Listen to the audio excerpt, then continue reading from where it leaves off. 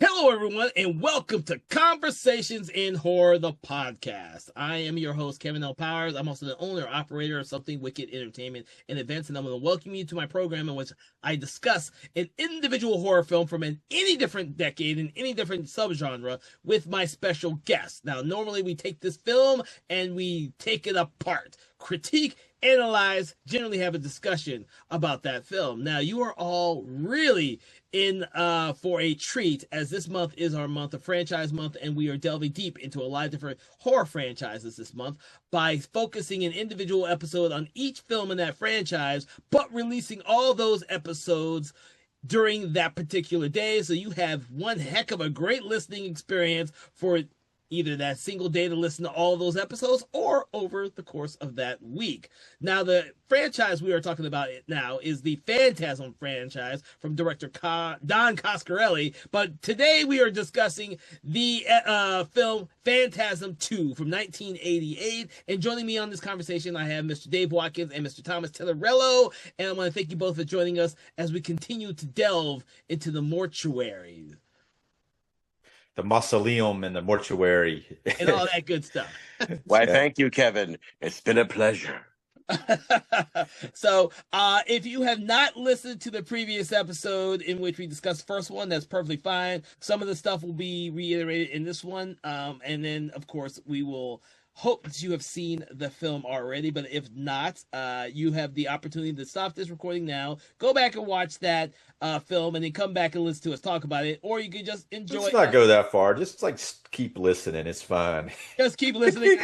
It'll be all right. You can actually watch this one and then go watch. Listen to the other one later. You can even watch the movies later. Well, the reason why I said it is because the third and fourth and fifth films are so integral with the story. I always wanted to tell people that beforehand. It's not like some of the other franchises out there where it really doesn't matter. Oh, yes. That's why I love this franchise above every other horror franchise. I'm not, with zero irony, I say this. Zero irony. This is my favorite franchise. But as I've said before, it is not my favorite horror movie. That is Evil Dead 2. But it is my favorite horror franchise. Yeah, I feel that Evil Dead 2 came out in 1987, a year before this. I feel there's a lot of Evil Dead in this movie, in the Phantasm 2. Oh, yes, there's a very little bit of Evil Dead at some point, literally, and we'll talk about that when it happens. Yeah, I know what you mean. But I feel like there's just there's some aspects that they pulled from it, which even like some shots, like there's a shot with the spear thing going through the doors. It's like a very Sam Raimi like shot, and it follows them down the hall. And yes, I love that. You know, in the chainsaw fight. The chainsaw either remind me of Evil Dead or they remind me of Texas Chainsaw Massacre 2, whichever one I'm in the mood for thinking about. What about Motel Hell? You know, it's like there's a. Oh yeah, that's right. Oh, I forgot about that. And of course, Mandy. Like that sequence is like definitely for me. It's number one in the greatest dueling chainsaw moments in horror history. It's Phantasm 2.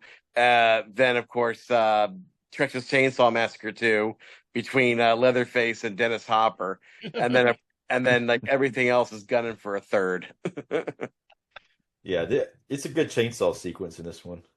So I do like it. The Slumber Party Massacre was kind of funny. It's not that. There's one where they started a chainsaw and then they couldn't. It was like an electric chainsaw and it got unplugged or something.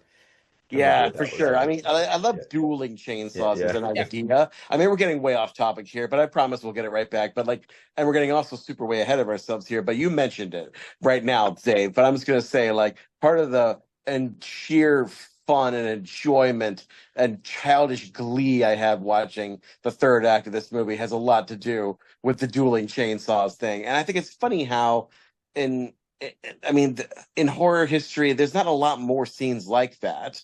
Probably because the logistics of a dueling chainsaw scene are very, very hard. Because I don't know if anyone's tried to fight with two chainsaws. If you're that stupid, you might find out that clashing two chainsaw blades, you will break them very easily, and you'll get the chains locked together. It doesn't make sparks. Yeah, it's not like you're fighting with two broadswords. They don't work that way. Well, that's another thing. There's a lot of in this. There's a lot of Star Wars in it too.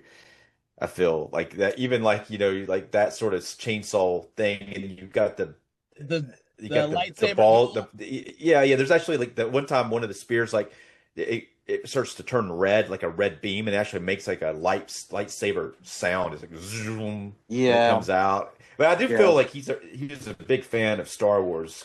Just a lot of times, even with the first one, I noticed even the first one, which I wasn't able to join you guys on that conversation, but there was a scene near the beginning that was like right from Dune, even though it was done before the Oh David yeah. Lynch film. Oh yeah, But we went into yeah, that. Yeah, the yeah, Gom. yeah, You see, straight up ripped off the Gom Jabbar thing, but he did it before anybody had yeah, the chance to make it into a film. So yeah. It was the first really, time the Gom on Jabbar. film. Yeah, Yeah, yeah, really, he was the first to do the Gom Jabbar pain box, and he didn't just rip off the motif; he straight up ripped off the mantra. Fear yeah, is the mind killer. yeah. It's literally in there. He changes one It was word. so That's yeah. it. That was so cringe though when I was watching that, just because he got it from the book, and he thought maybe nobody would ever notice it. But then they made the movie like two or three times again after that. So now it's like, wait a minute, that's a scene from Dune, you know? But, Yeah, I mean, but Cost keep in really mind, couldn't have predicted that. keep in Yeah. mind, Phantasm was a small budget movie. I don't think he realized how big a successful of a movie he was making when he made the movie. Yeah.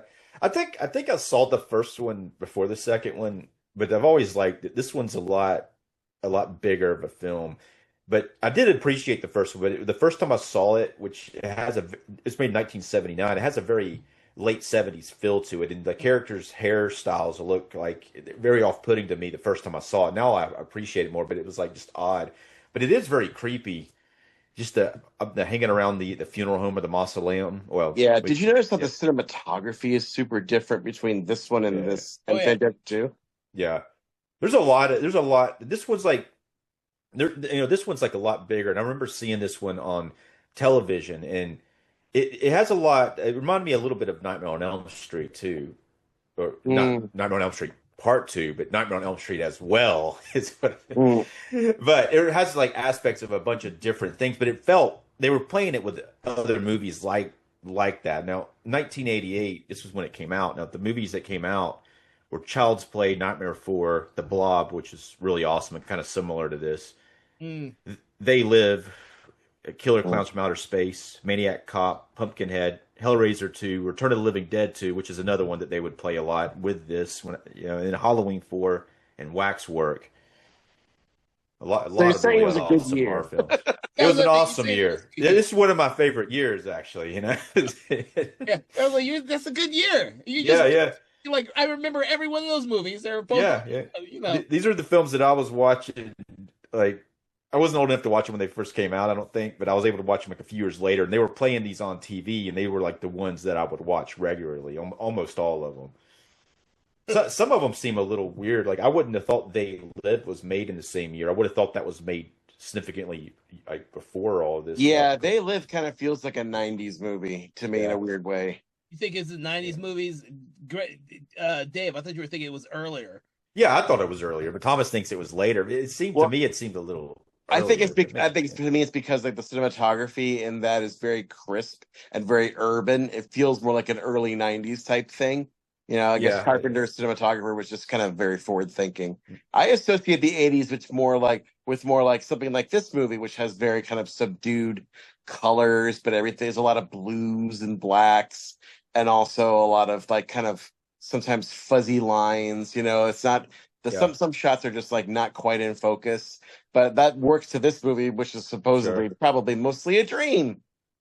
Yeah, apparently the studio enforced them not to have any dream sequences in the film. They talk about things being dreams, but that's one thing about some of the other ones that I actually like that they imposed that, because it is sometimes a little off-putting when something's a dream when you think it basically makes everything you question whether or not it's a dream. Where this movie is a dream in a way, it's a dream or a nightmare, but you never see anybody wake up from a No, dream or you a don't. nightmare. And they did that in the first movie too, because if you notice that there's this whole sequence where Mike goes to bed, falls asleep, has that iconic nightmare where the tall man is above him, Oh yeah, and yeah, right. then two zombies grab him, but you Yeah. never see him wake up from that dream. So That's you yeah, I never thought about it. I just thought they fucked up and didn't shoot the scene No, or something. no, It's that's just, intentional. That was yeah, intentional. Coscarelli was trying to mess with you and make you think, wait a minute, maybe that from that point on, the movie is just in Mike's head. yeah. Whereas this movie, I feel like since he had that in position, I think he works around that by basically suggesting that this whole movie is basically the character Liz's dream. And it abruptly ends at the end of this movie for reasons we'll get into later. Yeah, the Liz character was imposed by the studio as well. They wanted like a Aw, love interest, but I really like the character. I me really don't. too. I don't like what they do to the character going Me forward too. after this. Yeah, me too. Yeah, so But that's disappointing. but I thought the character worked really good, and I like. It's kind of like another thing that I think this pulls from is like Stephen King stuff because that just the telekinetic like or the telepathic and psychic connection between the two characters.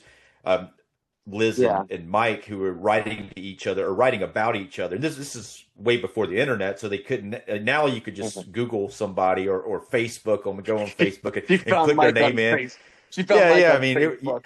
yeah. It would completely ruin the plot of this. The two people having this psychic connection because you could find them. But I like the drawing of them too, like the way that they're drawn together, and they're both through some kind of whether it be a dream which they say they often dream, and then they wake up and they dream of each other, and that's what makes them when they actually meet have an instant connection. Even though I think that seems a little much when they kiss immediately, but it's because the connection I think is not necessarily a physical connection, but I guess right away it's like but Yeah. they don't have much screen time together, unfortunately. Yeah, unfortunately. But yeah, I think as you brought that up is nice because like I feel like usually when they do that in lesser movies, I always hate it when they do that. I the whole what I call like the instant love story. Yeah. First, Yeah. part of that is probably because I don't really believe in love at first sight, but that's just me being cynical. But part of it is like it's just them being very like we gotta go, we gotta go. But I think in this movie, weirdly, it works because like they Yeah. have had that psychic connection for years, although I feel like it's a bit one-sided because it's she who dreams of Mike more. And almost they imply that the first movie might have been her dream too, because she has visions of the first Phantasm, or at least the ending of the first Phantasm. Yeah. And Yeah. but yeah, She even draws like she has like a scene from it drawn in her book. She writes a journal and she's got like some pictures and Yeah. draws it. yeah. Yeah, the illustrations are great. It's funny also to like pause and read the stuff that's in the journal Yeah. because you can do that on Blu-ray. It's just so fun. It's like her dream journal, her psychiatrist mandated dream journal, which I thought was interesting. Yeah. And that's what it says it right says. there. Yeah. It does say that on the cover of it. Yeah, What's it's funny is like the weirdest shit was like I put in the disc, the Scream Factory disc, and it's some kind of something up with the channel, the first audio on here. I bet you they had a replacement disc, but there's like no voice vocals, and I didn't notice it for a while because most of it, what's going on, there's a lot of voiceover in this movie, and most of it, what's going on is like it's voiceover, but it works without the voiceover when you're watching it because oh wow! So everything's you're telling visual. so Dave, you're telling us that the Scream Factory version of this movie has the narration in the beginning? It's not there.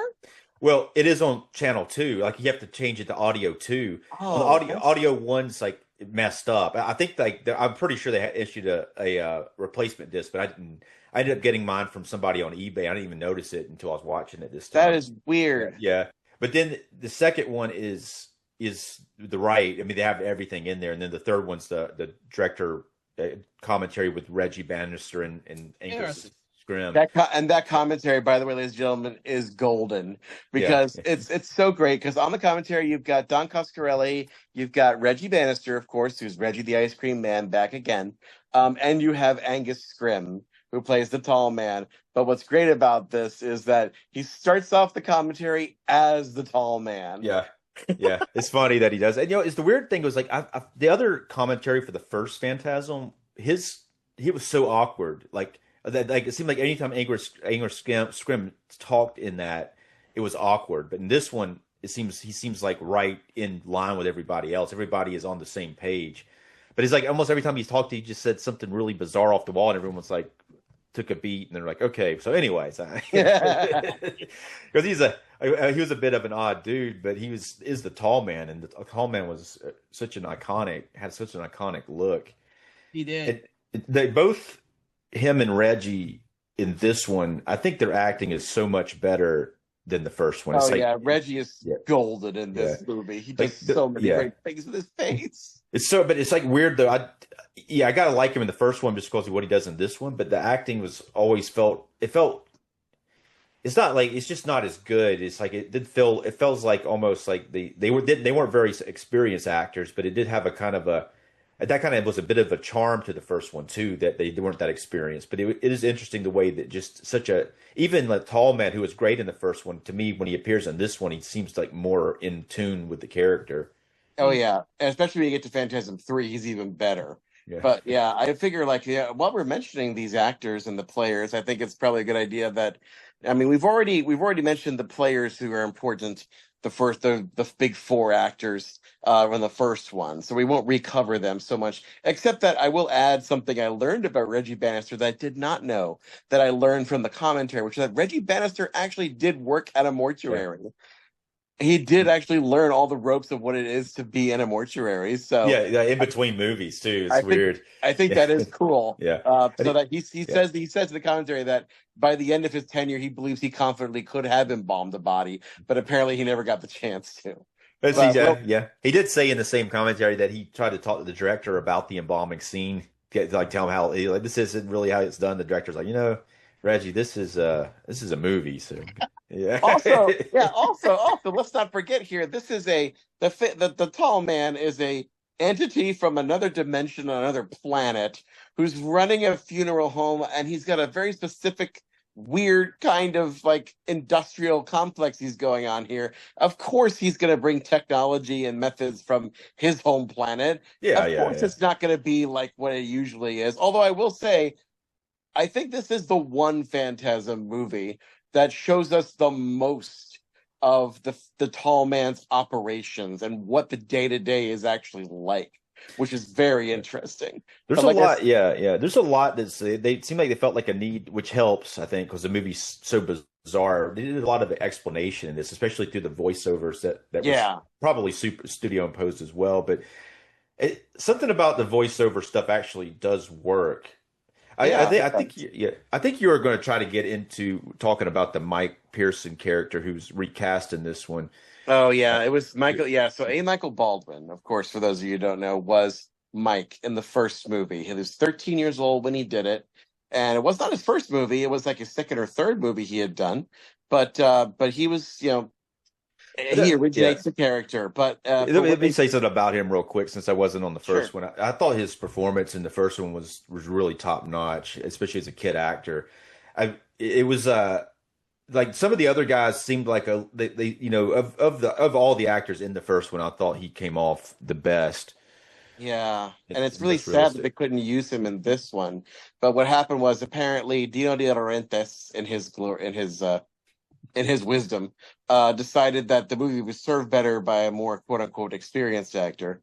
So they got James LaGrosse, or LaGros. I've heard it. LaGros is how they pronounce it on the commentary. I've always thought it was LaGrosse because it ends with an S, but me too. You know what American language is? They just like put some damn letters in there. I'm about to say, good luck. French, LaGros would be French, almost.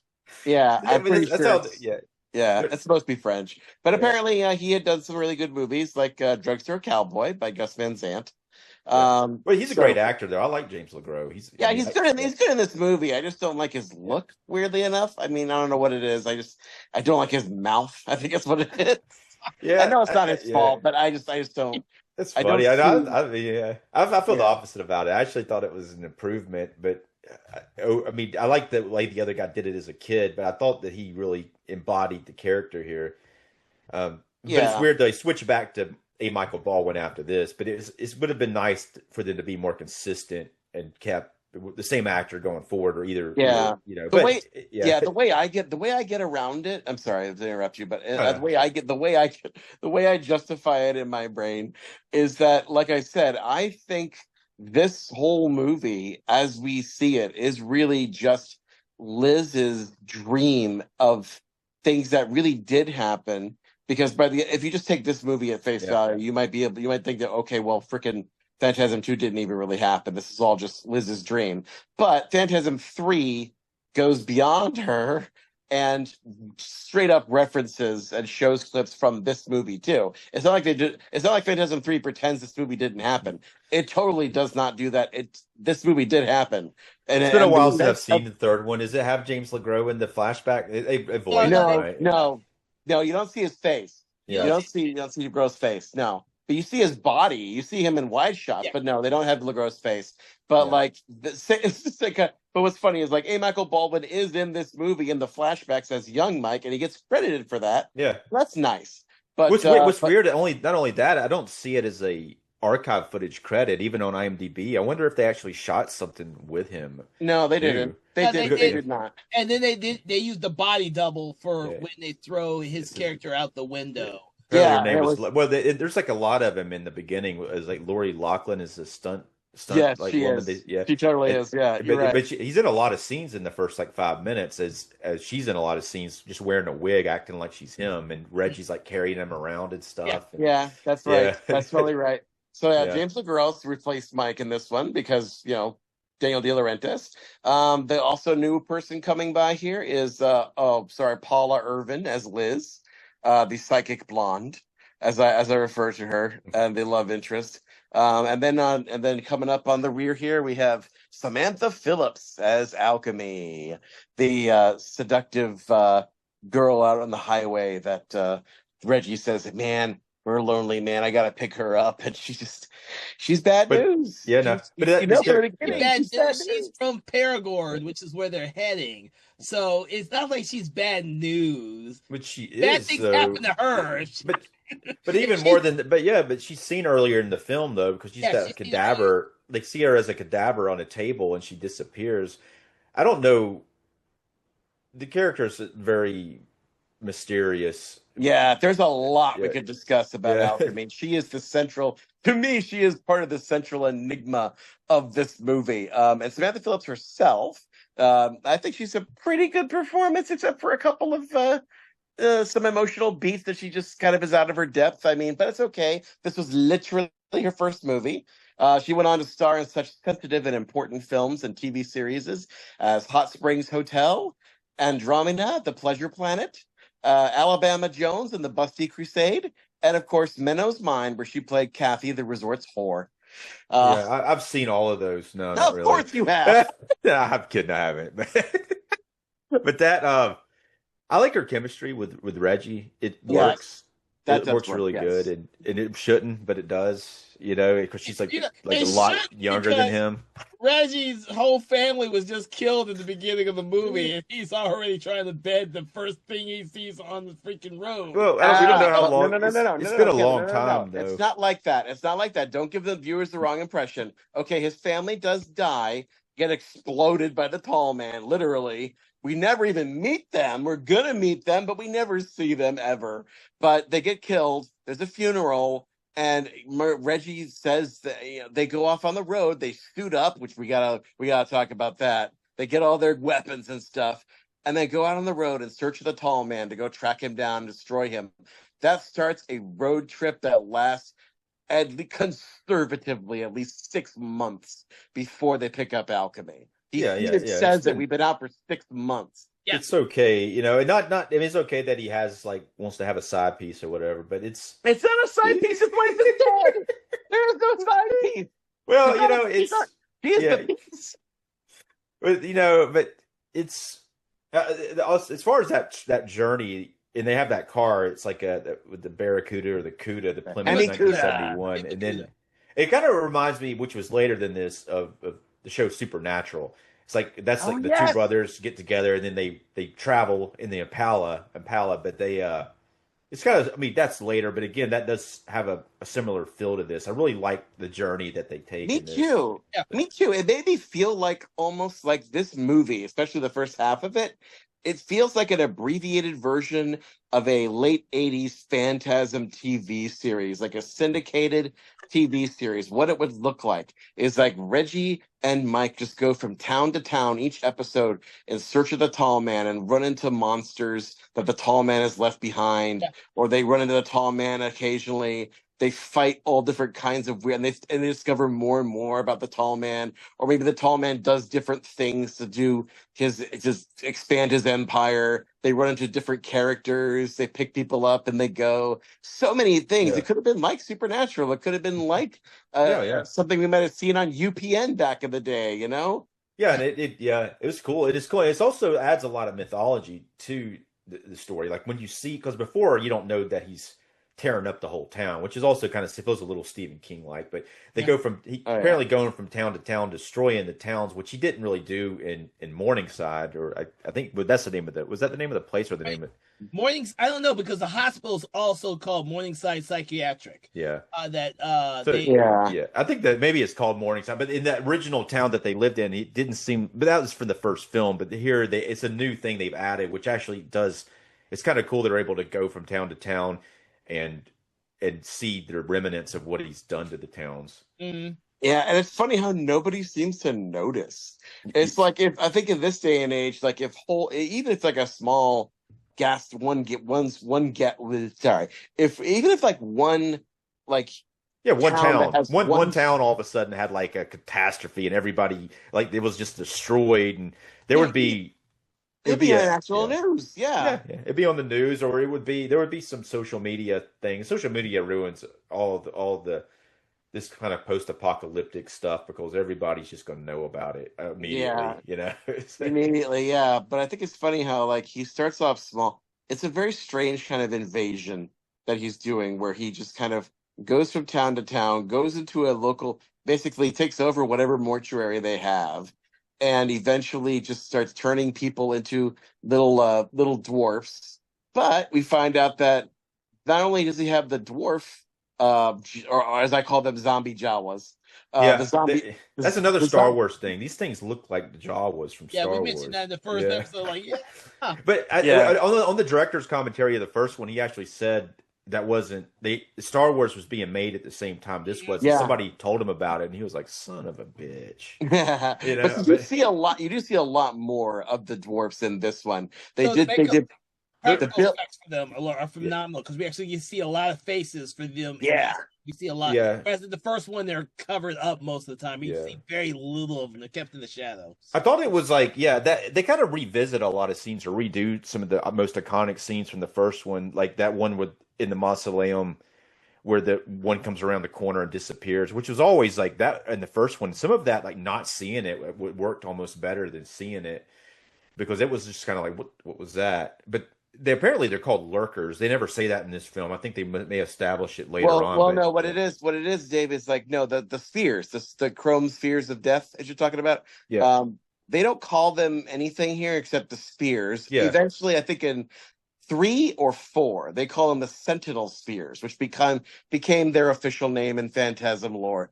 But on the cover, it calls it the ball. It's like the ball is back. Ball is back. Yeah, the ball is back. So yeah, they're just the balls for now. Yeah. But like in this movie, we're introduced to the first. Well, actually, it's kind of funny. Like we're introduced to 2 other kinds of wings of the tall man's operation. You've got the human mortuary assistants. We know they are human, even though they look like pale high school makeup vampires. Right, I was assuming their blood to be yellow, but it turns out being red. Nope, so it is very red. No, these are people. Yeah. So that's a wild thing. How they figured out how actually in the book fiction, which is Don Coscarelli's anthology of short stories in the Phantasm universe, he kind of sort of explains that whole process in there's a story that basically tells the backstory of the guy who dies, the mortician assistant who dies in the first movie. He's got a whole backstory. Apparently, he used to be the guy who ran Morningside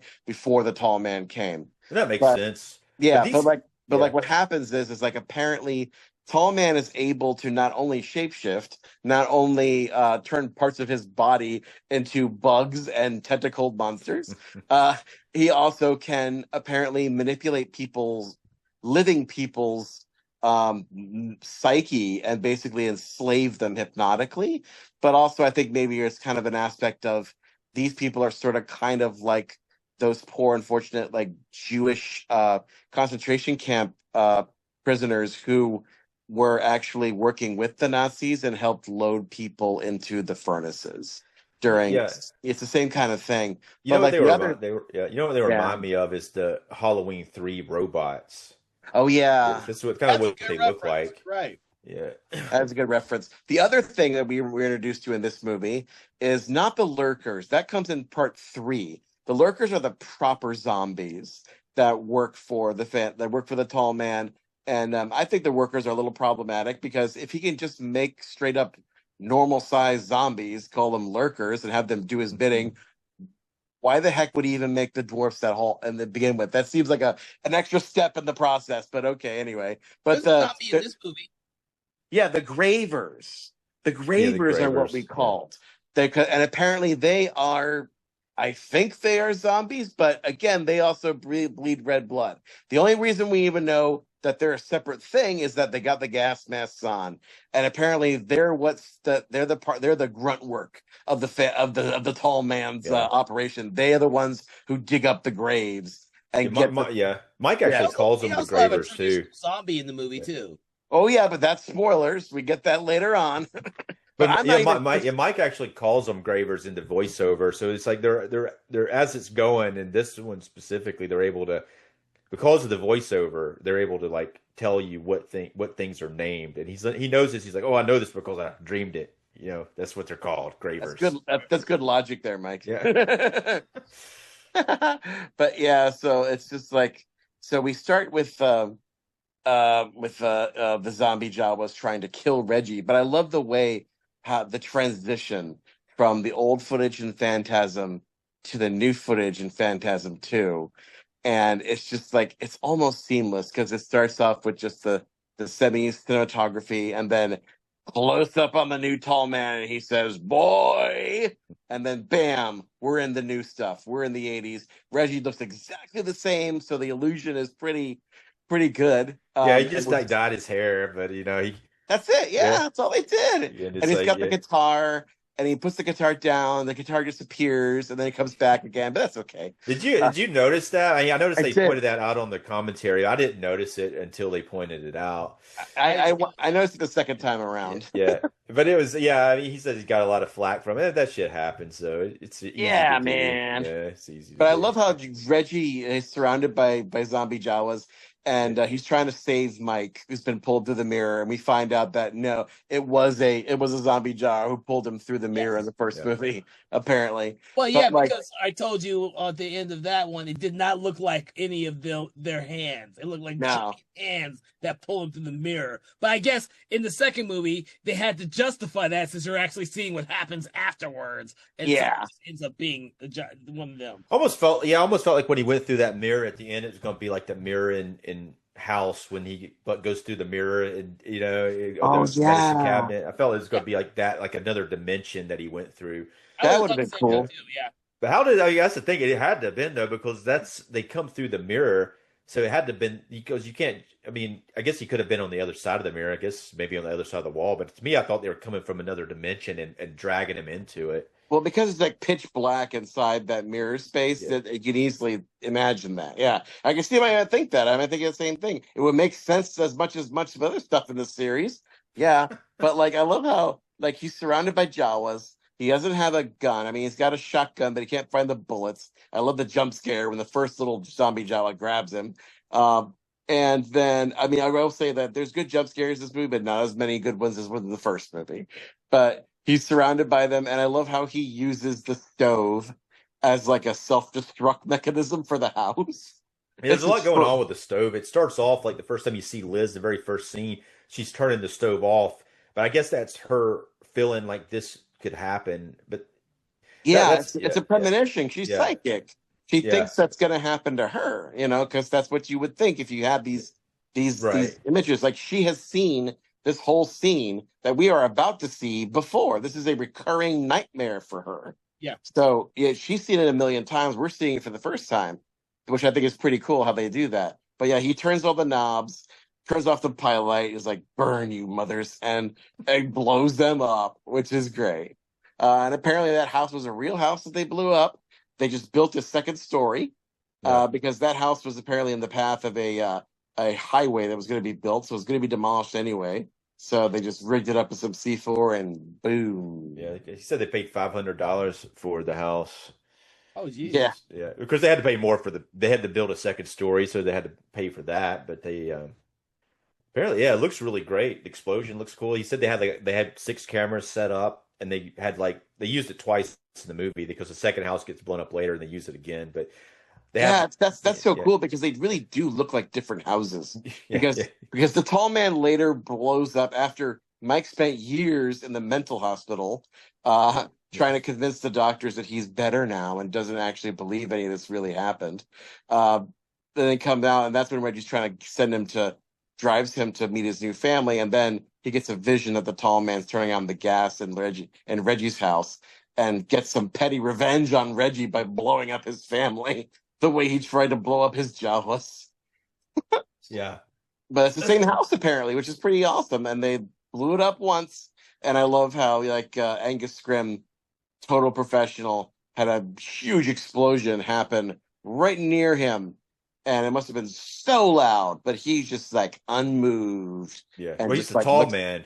He's the tall man. Yeah, he was like in the zone. But I love how the tall man is just kind of he's kind of pissed because he had opened that hearse and he got that coffin out, and he's very meticulous. He's like, clearly that coffin is meant for Mike. Yeah. And he's just like, boom, and it's like, crap, now I gotta go back. And he closes the top again, puts it back in. He's like, I gotta deal with that freaking ice cream man again. Yeah. That's funny. Yeah, because I didn't even think about that. It is kind of like that is what he does, and he closes it back. Yep. Yeah. I had to rewatch that because I didn't remember him closing it back, but he definitely does. It's just a lot of it's in shadow. Unlike when he first opened it, like it was really cool watching him first open and when he gets there, because we actually see this time when the tall man gets there and he just doesn't appear right behind Mike in the mirror. So they added an extra little shot of him driving up, and you see his feet, like a close up of his feet. He has it almost looks like a boot he's wearing, but it's like I guess a black shoe with a big hill on it. I don't know. Yeah. But he's almost like a cowboy like boot thing. Well, sometimes in some shots, in some wide shots of the mortuary, he's wearing lifts. They are clearly lifts to make him taller. Taller, yeah. He looks tall. He's got to be tall because he's playing the tall man. But when he's fighting those Jawa zombies, we get to see, like Kevin was saying earlier, we get to see a close up of their face. They said it was an animatronic on the really closer shots. It was, yeah. But right away when you see that sort of thing, you're like, damn, this movie's got a lot better budget than the other one. We're seeing like some really cool stuff. And apparently the guys who were working on those prosthetics and some of the more grodier effects on this were guys like Greg Nicotero, who eventually went on to do K&B effects. Yeah. He's all in The Walking Dead and all that. I met him one time. Wait, didn't Toby Sells work on this too? Who? Dave. What now? Yeah. Toby Sells work on this too? Yeah, he did. He was part of that group. He did he said he did the priest effect, or one of the effects with the priest. I know there were several of them. When he loses his ear, then probably either that or the necklace when he brings him up in the air. I think that's what he said, the air one. Yeah, I forgot. It didn't dawn on me until you mentioned that. I was like, wait a second. Yeah. He was saying he worked on it, but it's that's a cool sequence too, though, when the priest gets killed. But those like the close up of those Jawa zombies, it looks like almost like the creature from It's Alive a little bit. Oh yeah, especially when later on when there's a naked one crawling out of one of the barrels in the red dimension, is all slimy and yeah. It looks like a baby climbing out of a toxic waste barrel, dude. Yeah, and it's trying to like crawl over and apparently bite Reggie in the face or something.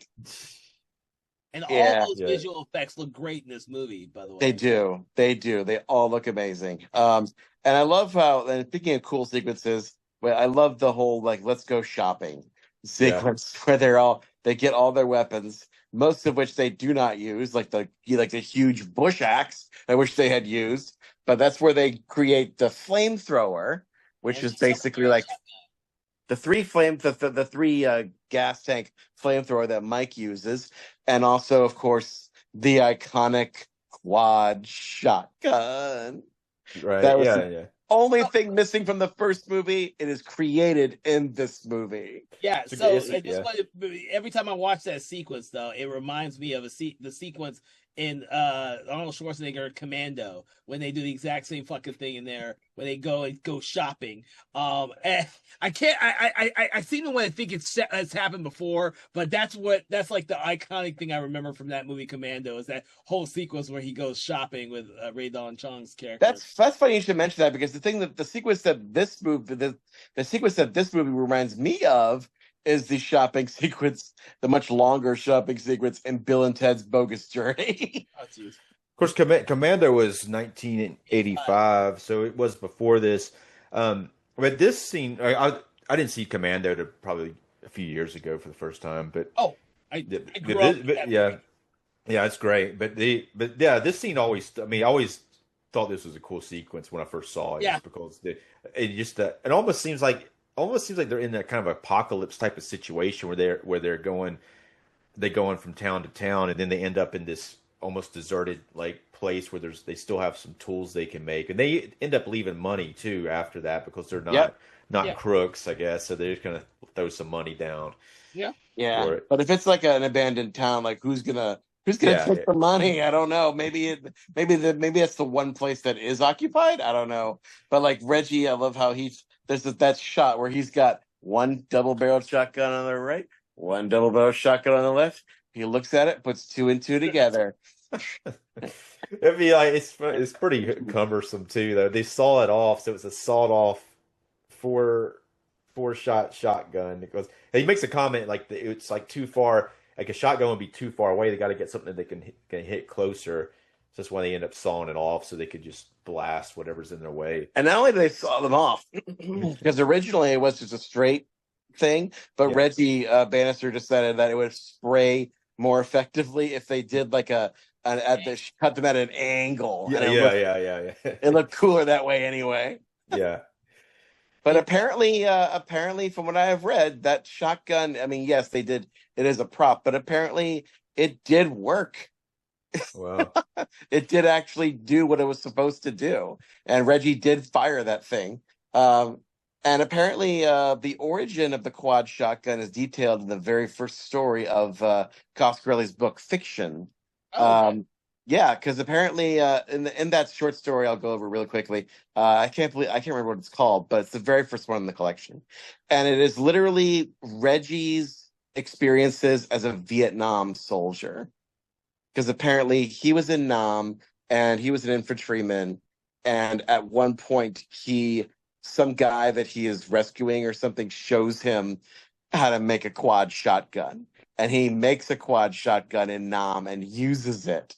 And it's a great story. It's got some really deep themes in it, and there is some supernatural monster in it that he fights, but it has nothing to do with the tall man, nothing to do with any zombie. It's not even an undead thing. It's totally different. It's a very great story. And it explains how Reggie would have gotten the idea, like, oh, I know how this worked out in Nam. I could do it here too. Okay. I like the way that they just go on the journey. Like Reggie's family gets killed, and he's like, you know what? I'm all in on this. We're not, we're just going, and we're gonna keep going until we kill these. Well, he's kind of like, if you think about it, you were mentioning Star Wars earlier. I think Coscarelli has taken another page from Star Wars, because Luke Skywalker refuses the journey, refuses the call until he has nothing left to lose, when Uncle Owen and Aunt Beru and the Moisture Farm get blown up. Yeah. That makes sense. Yeah. Same thing. Yeah. Because Reggie wasn't necessarily intended to be the main character, but he becomes the main character. Yeah, he becomes the Bruce Campbell of this franchise. Yeah. He's definitely like Mike continues to be in him, but he's definitely like not the main character. He is in the first one. Yeah, no, he's barely in the first one, but my goodness, guys, he becomes like the most unlikely action hero in the history of action heroes. Like, especially in this movie, I feel like he really becomes kind of a John McClane type guy, and a John McClane in the sense that he is an ordinary guy thrusted upon extraordinary circumstances, forced to like make life or breath decisions and perform incredible stunts, and somehow make it. And gets beat the crap out of, slashed and burned and thrown on the wall. He goes through the ringer so hard. Yeah, it's definitely like it's done in a way so it's not like an action. It's like kind of an unlikely action hero. So it's very entertaining, almost a little bit like Ash, from Evil Dead and all that. Yeah, except that he's not as better for you. In addition to Ash, I've always seen his character in these films like Burt Gummer in the Tremors movies. He was a side character in the first two movies before he became the main character. And then, of course, he's kind of bumbling, even though he's the gun nut in all of those movies. Yeah. That's a great character, too, in the Tremors films. Those characters are the characters the audiences tend to gravitate towards, and then we just want to see more of them. Yeah. And they changed his character pretty big in between the first one and the second one, just because the first one he's like the ice cream man, and he's kind of a comic sidekick, and suddenly he grows because of the journey in this one. Yeah, he becomes Mike's father for all intents and purposes. Yes, he really does. Yeah, this whole franchise becomes eventually a struggle between two very different father figures. You have Reggie, who is the true father figure, and then you have the tall man as the evil father figure who's trying to pull Mike in the dark side direction. Again, Star Wars. So the sequence after that hardware store, then they go into that graveyard with all those. There's like a bunch of graves. There's gosh, they've all been dug up. I guess by the gravers. We find out later. Yeah, it's one of the most iconic shots from this movie. Yeah, and then of course James LeGros. I'm so used to saying LeGros, but James LeGros, which I found out in the comment. I didn't notice it right away, but in the commentary they do mention that he brings out the lollipop like Mike does in the original film, and he puts it in his mouth before they continue into the graveyard, which is a nice touch. They said LeGros did that himself just from watching the first film. He kind of connected that. But then that's when right before that, there's like the voiceover from Liz says the tall man usually leaves traps. So this is like, going into this scene, it's going to be a trap, but it's not really. It's a little bit of a trap. But then they do go into the mausoleum or the mortuary, and then they find in the embalming room they find the body of that other what was her name? Yeah, Alchemy. Which, by the way, her name Kimmy. Should have been the first red flag. Yeah. And she goes by Kimmy, she says, which is Alchemy just sounds a lot better, but then they find that body and then it disappears. But then they find a Liz impersonate. This is odd though, because doppelganger. Yeah, it's a doppel. What's up with that? Because they basically, this is almost like a dream sequence, but they can't have a dream sequence, so they have to have it really happen. But there's a doppelganger that looks like Liz, and then I don't think we've seen that, or we've never seen that before. He changes into other people before, but here she turns around and she's got white tape across her mouth. We see this later, the white tape on her mouth again in real life. But then her back starts to move around, and then we see the puppet tall man that looks like Freddy Krueger coming out of her back. And it's like a maggot. It's like a giant maggot head coming out of her spine. I think in the commentary they call it the hunchback figure. Yeah. But yeah, there is a question as to how much of that is the tall man shape-shifting, or if it's some creature that he created. Yeah, it's got to be. Yeah, it's got to be another creature because they torch it. But they do torch parts of his body too. But here's what he says. The puppet says, "You play a good game, boy. Come east if you dare." Because he just tells him to come east. So it's kind of He's basically trying to get he's luring them into a bigger trap. Yeah. But I don't know. I think I had a theory about the first movie that I talked about with Kevin, because in the first movie, Reggie mentions that he saves a bunch of girls who the tall man had held captive. Those are essentially the only real survivors from that first movie, but we never see them again. I had a theory, and I admit it's a bit of a crackpot theory. I had a theory that those girls were eventually going to be turned into zombie slaves that had spears inside their skulls that were going to be like temptresses that he was going to use so that he didn't have to do the tempting work himself as the lady in lavender in the first movie. I think he likes doing that, man. You know what? I think he does too. He likes getting boned, you know? Too.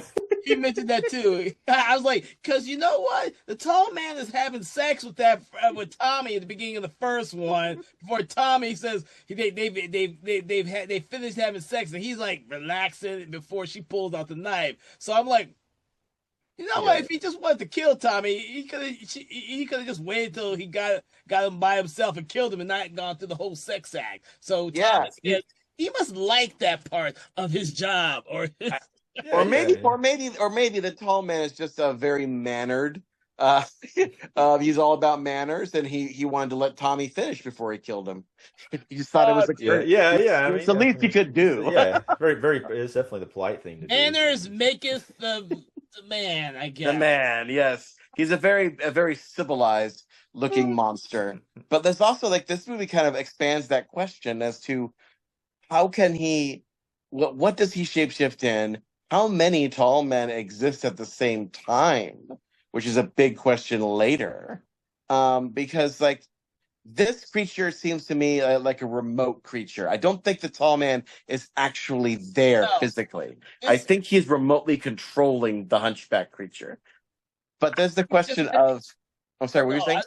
I think it's exactly what Mike says in this. It's just a trap. He's just left a calling card behind. I don't think that has one purpose only, is to address Mike directly and say, "Come east if you dare." I don't think it's anything other than that. No, this movie, unlike some of the other ones, Don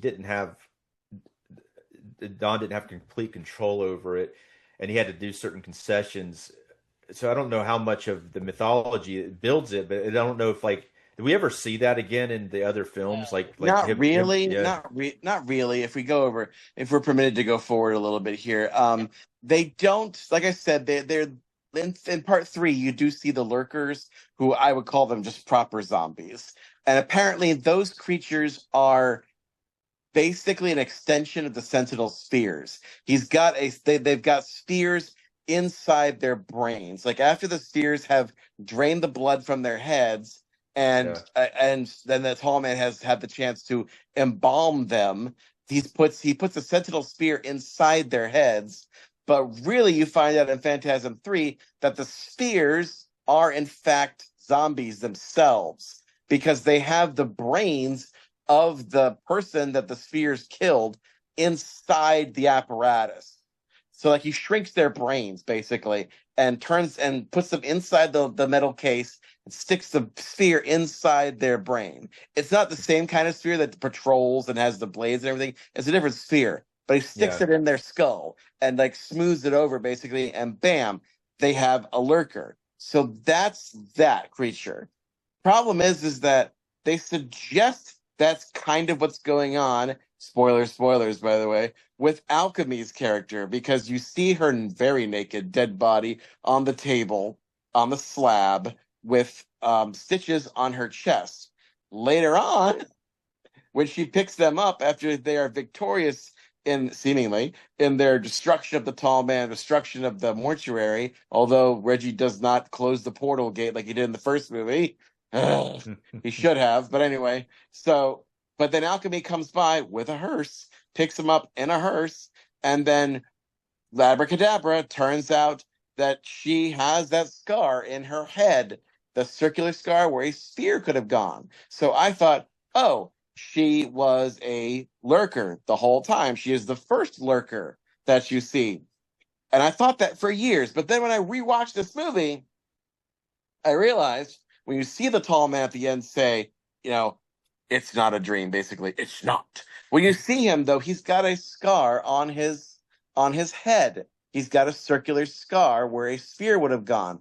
Because the intention was to suggest that alchemy was the tall man.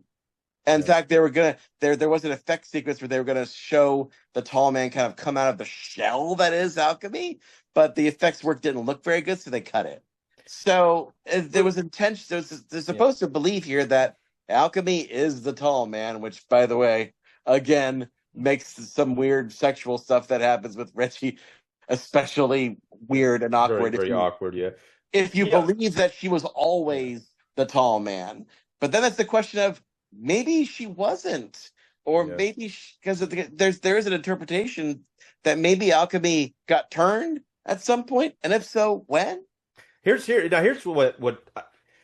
the scene that's weird to me with her is the scene where it shows her walking down the road and come across a hearse, and she hot wires it to get there to the mortuary.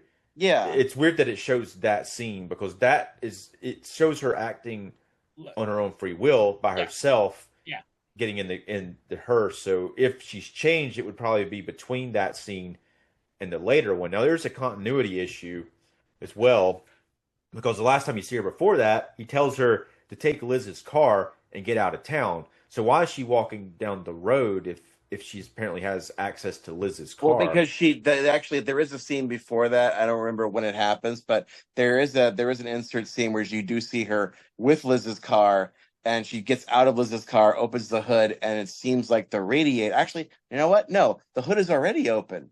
The radiator is steaming. I completely missed that scene. That makes it work. There's a scene where the car dies. Okay. But you see her. She's walking down the road and she comes across the hearse in another scene. Yeah, that's great. That scene's there because that makes everything work. But at the same time, it makes it so if you're seeing her by herself in those scenes, like, why would she be by herself doing that stuff? Well, I mean, you could interpret it that if she is actually alchemy at that point, which I doubt, but if she is, you could interpret it as, and I'm sure Coscarelli intended for us to believe this, that alchemy was trying to save Reggie because she's got a connection with him. And like Reggie does tell her, like, I'll get back with you if I'm able. And she's like, what do you mean if you're able? Which is like her worst acting in the whole movie. But anyway, she's like, if you're able. So it seems to me like they're trying to suggest that she wants to save Reggie. And so she tries to do that in Liz's car instead of trying to get out of town like Reggie told her to do. So she's trying to use the car to get to Reggie, and then it explodes.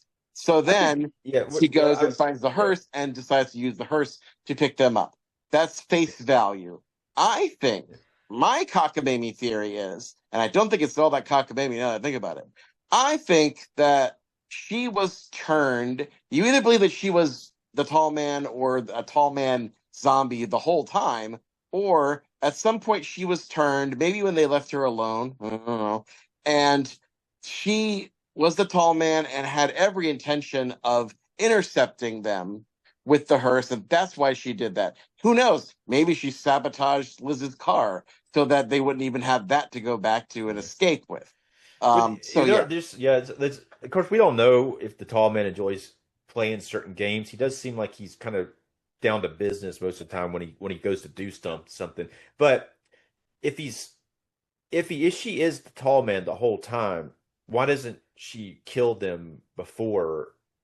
While they're in the bed and breakfast, when she's having sex with Reggie. That's a very strange scene because actually, you know what? I think that scene tells me the way that she does what she does tells me that she's not human in that scene.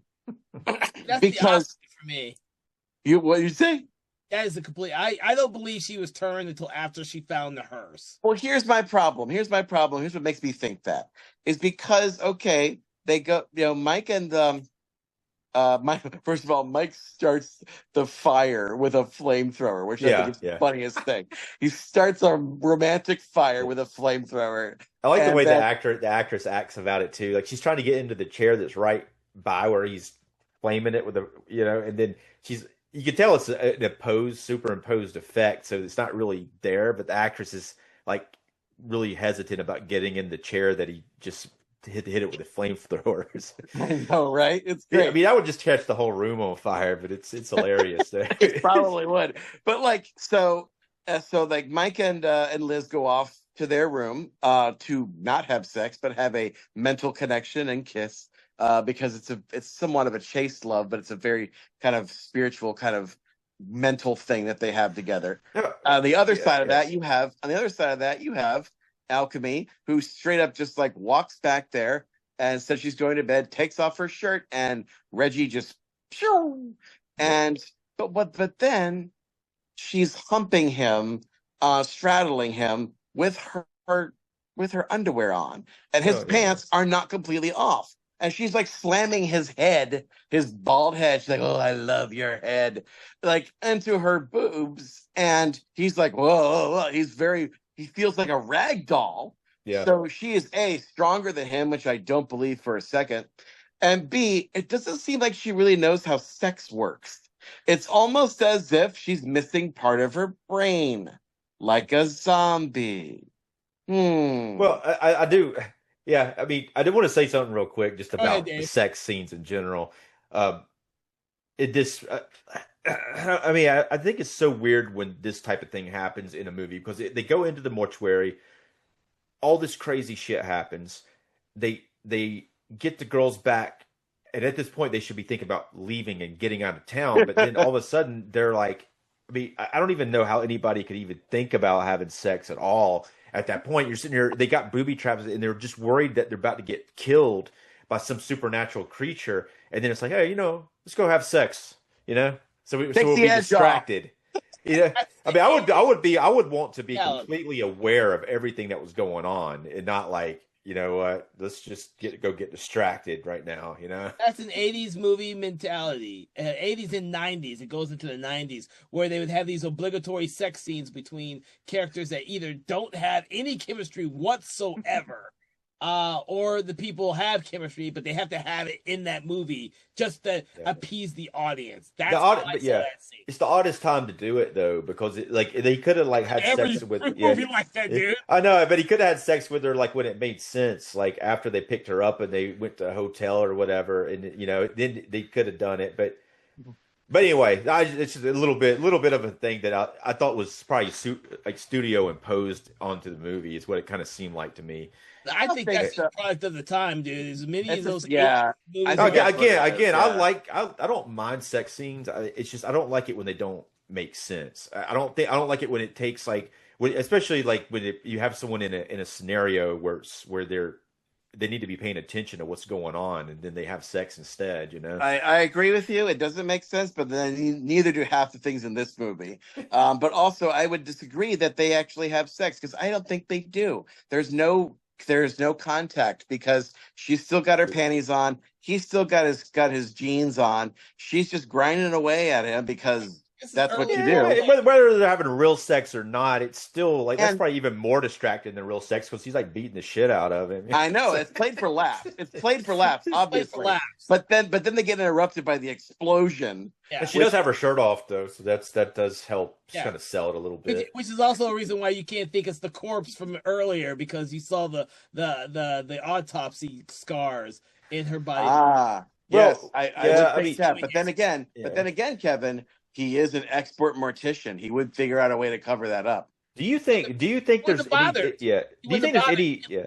Like the third film where the zombies you see all the damage that is done with them. They don't care about hiding the damage to themselves in the third film. Well, yeah, because he's not trying to deceive anybody with those three. He's trying to deceive. I'm telling you, she's a sleeper agent. She's not the best sleeper agent, but she is.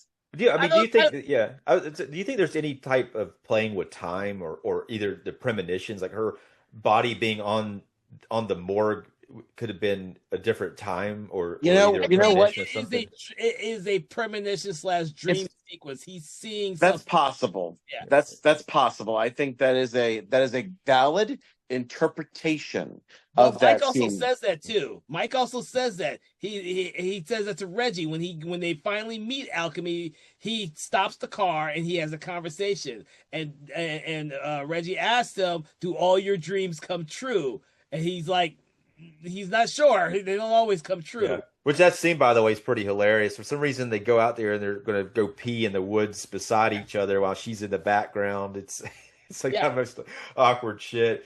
But yeah, it's just funny. Yeah, that's a great awkward comedy. But yeah, the explosion apparently that wakes them up is the grenade. This beautiful little image of a grenade in a Budweiser can that they rig up to the door in case anybody comes in the door, they get exploded. And it turns out the only poor thing that got exploded was a cat. Right. That's yeah. I mean, it was very confusing when you see that. That's what they said that on the commentary, but I didn't know what had happened. I knew I remembered the grenade from earlier, but I didn't realize like a cat had come in there. I figured it was just one of the dwarves or something coming through the window. Yeah, me neither. They say it's a cat. They say it's a cat. They do. They do. Yeah. The problem is the problem. Yeah, they do. The problem is the effects guys didn't do enough. Cat viscera or anything to make you see that it was a cat. So it's like so funny. Why would a cat be opening the window anyway? Cats can they? Apparently, it was the cat. It was the cat of the person who owned the funeral place that they're staying, the bed and breakfast or whatever it is. Yeah. Yeah. But also that's also another reason why I don't ever think that Alchemy is a sleeper agent, as you call her, or the tall man, is because this character knows that bed and breakfast was her uncle's bed and breakfast. Like it's not like so she says. So no, but can we trust her? I don't think know. You can trust her. I don't think the tall man's going to be sitting on the side of a street waiting for some random dude to pick her up. Really, at this time, it's all mysterious, man. I think that's a little far fetched. It could be like the Dust Devil, the Dust Devil does that shit. Well, the Dust Devil's a different type of character than the tall man. The tall man has bodies to take. He may have.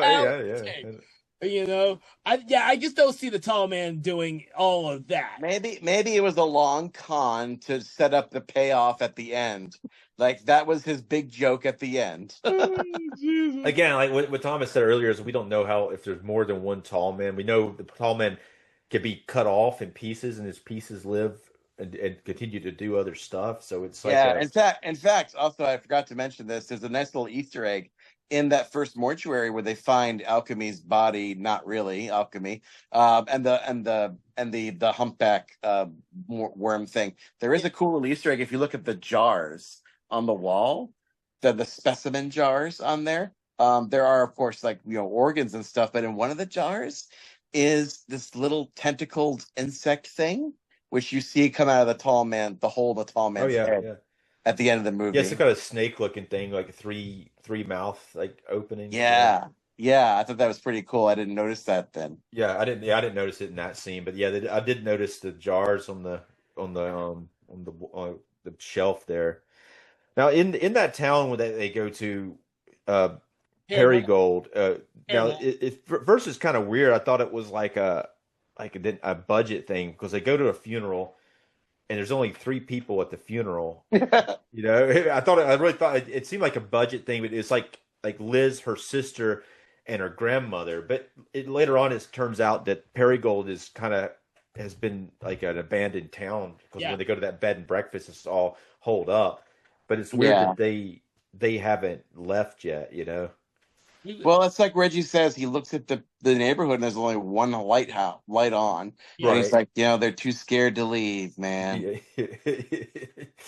Yeah, and you get that sense that's been happening a long time, anyways, because the father decides that this is the last one that he's willing to allow, and he tries to, because he finally figured out everything that's going on.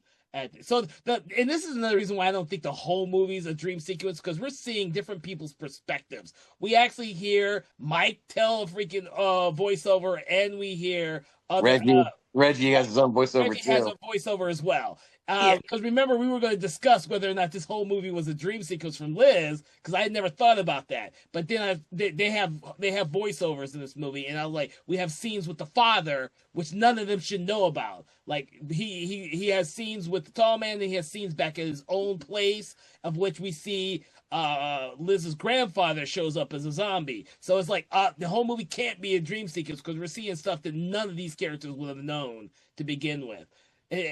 I was paying attention to that because we had this discussion about the first movie.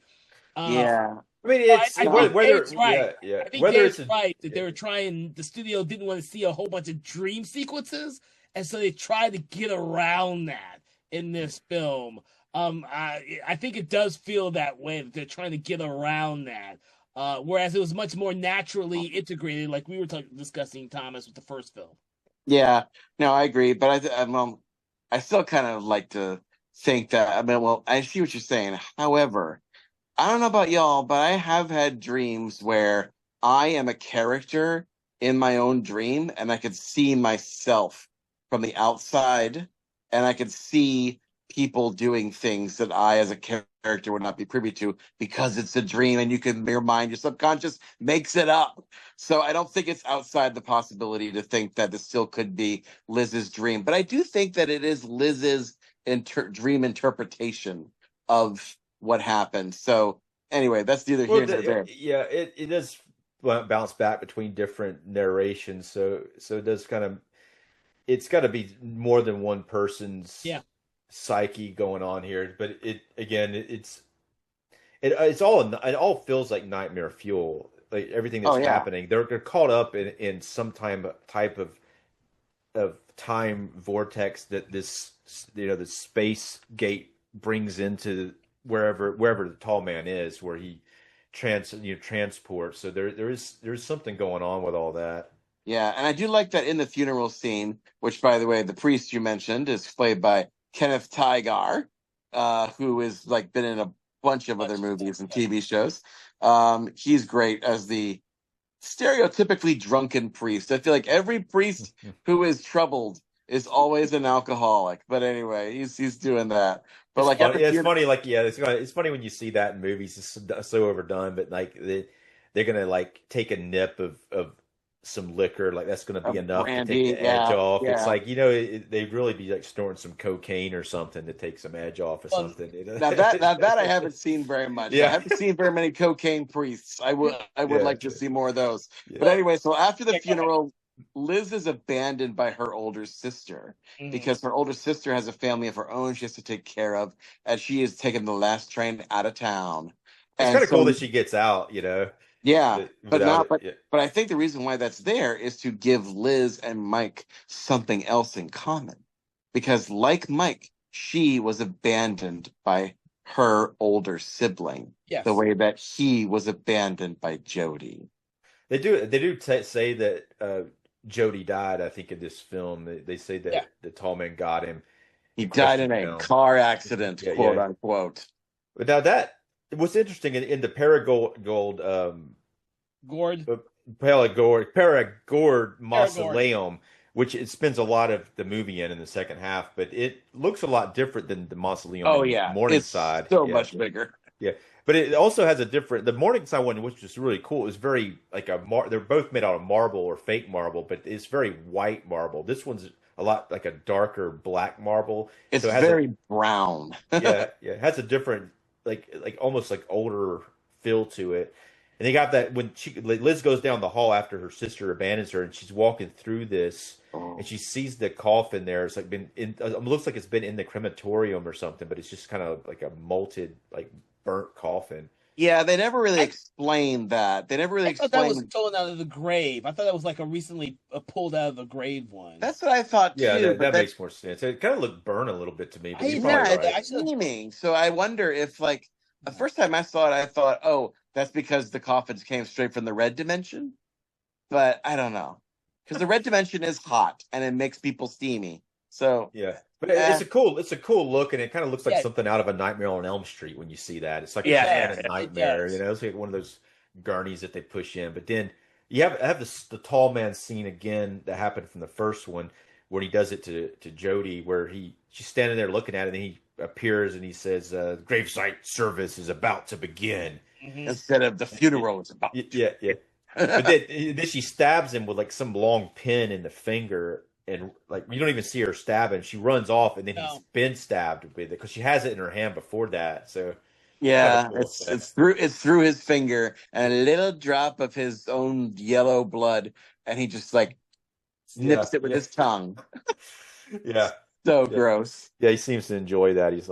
But he seems to be a little aggravated about her sticking the thing in his finger to begin with. The tall man is just so like petty about everything. He's got so many things on his mind. He's trying to take over the world, man, and all these people are just getting up in his business.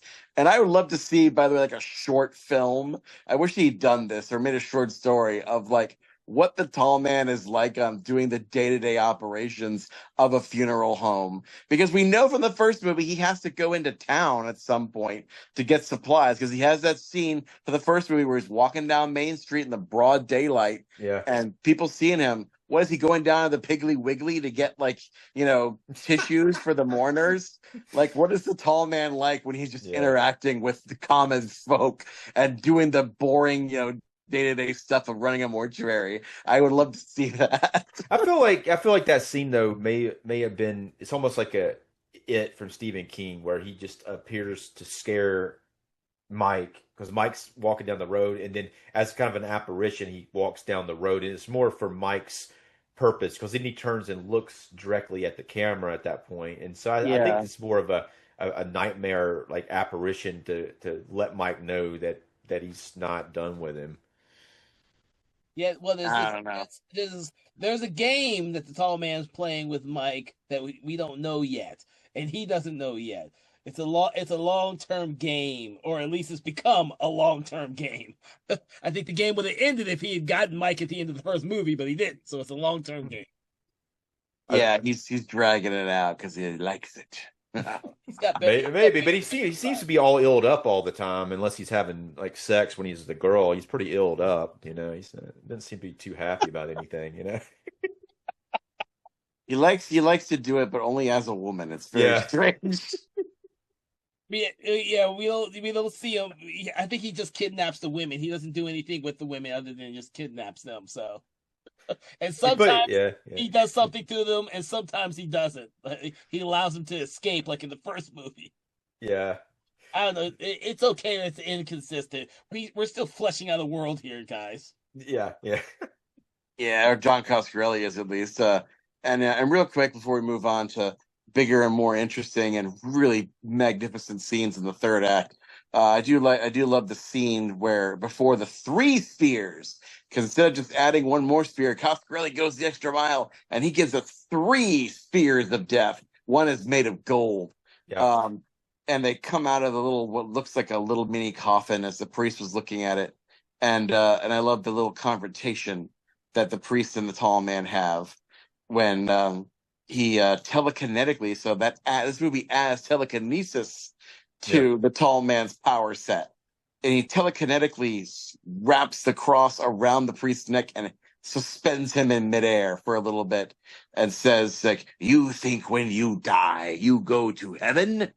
You come to me." He says you come to us is what he says. Oh yes, us. You're right. Yeah. And you know what? I mentioned in the first movie that if any character, I think it's appropriate that he says us, because if any character in all of horror history deserves to use the they them pronoun, it is the tall man. It kind of implies a little more than that, I think, because there's a bigger world that we're not privy to just yet that the tall man is involved in. He is just one cog in the wheel. We make the assumption that he's in charge, which he probably is, but you'd say there's more than one of him, which would make them an us. Yeah, but also I was referring to like the different people he becomes. Yeah. I think yeah. In the first movie, we say that because he plays both a female and a male character with the lady in lavender. So we called him a they them. That was actually something too. That whole thing was something that was added, like wasn't even originally like that. They were playing the characters like separate and didn't even know about it until like they're like had that idea, which Such a weird idea too to do I know, that. like Well, Angus it's a Scrimm weird was like, if idea. I'd known, I would have played it totally differently. Yeah. Yeah. Well, that and the fact that it's just a weird idea, because when we think about it years after the movie was released, we start thinking, oh, that's kind of a weird for the tall man to be having sex as a female for a while instead of just killing this dude. But Yeah, I mean, it's like almost like it's weird too because it's not. It is again. It feels like a nightmare when you see it, but the fact that they didn't do it on purpose to begin with until they like got into post, and they just like randomly put a close up shot of the tall man in there to make it to sell it. But if they'd have done it to begin with and he was all of a sudden just there, like instead of doing that weird close up shot, they could have planned it a little better. Yeah, well, apparently the tall man is the role of him is evolving, and they mentioned that in the commentary that's like Yeah. Angus Scrimm had to kind of reconcile what he was in this movie as opposed to what he was in the first movie. Although I would think that there's not as much contradiction as you might think. I feel like, and I talked about this in our first session, that I feel like the tall man is meant to be like he said at first blush. He said like they saw him. I mean, they as in the filmmakers saw him as the Grim Reaper, as a archetype of the Grim Reaper. Yeah. He is death. He is death. He is destruction. He is entropy. He is rot. He is the grave, a triumph of death over life. But as the movies progress, but I still think there's a little bit of that in the first movie. The movies progress to show him as more of a satanic archetype. He's not just death, he is Satan. He is a tempter, he is a manipulator, and in this case, right here, he is a adversary of the cross. Quite literally, he is an adversary of the priest, and he gets up in his face, torments him, doesn't kill him yet, but I love how the movie goes out of its way to give the upside down cross that he makes telekinetically its own shot. And I don't think that's an accident. I think that's on purpose. I mean, he does seem to be the priest is like conflicted the whole time. He knows this stuff's going on, and he's kind of like at the mercy of it. And of course, he does what characters in movies do. Is he tries to confront it and say that he's going to do something about it. He actually finds Liz, and he tells her that they need to do something about it. And then that's when the tall man pops in, and he's like, they have no need for your services. But it's like I always think that I always wish characters in movies would be a little more careful and just like sneak out the door and leave. You know what I'm saying? Instead of like say something stupid like we got to go call the cops, or whatever they're going to do. I do think it's funny. Now that you mentioned it, I do think it's funny that the sphere when it chases him down after he tells Liz to get out. He basically, and Liz says this, that the priest he didn't die in vain. He does save Liz's life because the sphere is coming after Liz, and instead it comes after him, and it cuts off his ear, which I think is again on purpose, because what was the priest's problem? He heard too much. Mm-hmm. He knew the secret, so it cut off his ear, and then get the classic ball to the head and drains the head. Of the blood, and of course we are to assume that he's going to become a little zombie Jawa later. That of course it's like it's edited down. They said the censors were pretty good with it. Other than that, they really made them just cut all of that out. We've seen it before, though. We've seen the same scene before. We do. Yeah, we haven't. Although he doesn't pee himself like in the first. Yeah, right. But yeah. But I got to mention this is a cool thing that happens during that scene when Liz is getting chased by the zombie Jawas. This is the first time, in maybe the only time that I think about it in all of Phantasm history, that a zombie Jawa, the zombie dwarf, has dialogue. It speaks, and you find out that the one that's attacking her used to be her grandma. What does it say? I didn't notice it speaking. What does it say? I think it just says her name. It says her name. I got you. Yeah. Yeah, and some reason, I just figured that was just normal when I saw it. I didn't realize it was like the first time they talked. But that's pretty cool, though. Yeah. And then she like quacks her over the head with the urn and says, "Sorry, Grandma." Right. I that the zombie jaws talked. As soon as you said that, I was like, "Oh yeah, that's right." Now, right before that happens, though, this is kind of interesting because after the priest gets killed, And then the tall man grabs her and he's like, "Hello again and goodbye." And he picks her up and throws her down the hall and slams into the wall.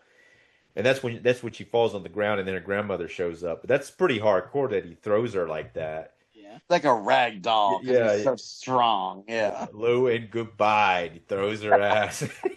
Like I said, he's a petty old man. Yeah, he really doesn't care that much about Liz. I don't think as much as he does about Mike. But he definitely was like is fine with just her getting out of there and dying. Yeah, and then at the end he tries to embalm her, and then like spoilers for the third movie, like after she's dead, he's just carrying her head around like it's a shopping bag. Yeah, it's really awful. Well, unfortunately, the supporting characters in these movies never tend to survive for more than just the initial film. I don't feel like she is intended as a supporting. She's really like the lead in this in a way. Yeah, isn't that wild?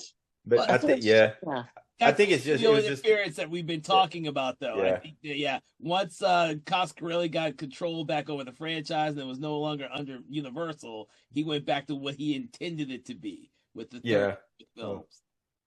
So. Yeah, he got rid of like whatever they were imposing on him. But I did like the connection with her and Mike, and I wish they had more scenes where they could have played that even more. Yeah. But the plus to them not having a lot of scenes, because the way it's structured is you got them not seeing each other and knowing about each other, then briefly them being together, and then you have what's a really awesome last 30 minutes of the film that just goes balls to the wall with special effects. Yeah, because like this tall man kidnaps her, so they damsel her. Balls to the wall, literally, by the way. So. Yeah, balls to the wall, balls to the door, balls to everything. Well, because they got a lot of story elements that they need to get through in this film. You know, the fact that the spheres can be used as a key to doorway, and all the new characters they have in here and how they interact with each other. Like, this is the first time we actually see what do you call them, the humans that they use. The two mortician guys. Two morticians that take Liz down into the crematorium to cremate her. Right. Which is pretty hardcore too, that they're going to do that. You know, but we see their whole process of one of them breaking up the bones out of the one that was just recently burned to put in an urn. Like, he's continuing to do his job, even though he knows he needs to cremate her as well. And again, like I said, like that would intrigue me so much to see like a short film of what the day-to-day operations of his mortuaries are. But I love how that mortician, and you set me up for this perfectly, Kevin, is putting the dust from the previous person, and on the Ziploc baggie, it says, Raimi, Sam, 175 pounds, delivered to brass urn. He does that in the first movie too. There's a name I forgot what the freaking name of the gravestone is. It's a famous person on the gravestone. I was looking for it in my notes. I couldn't find it. I noticed that too in the first movie. He does it there too.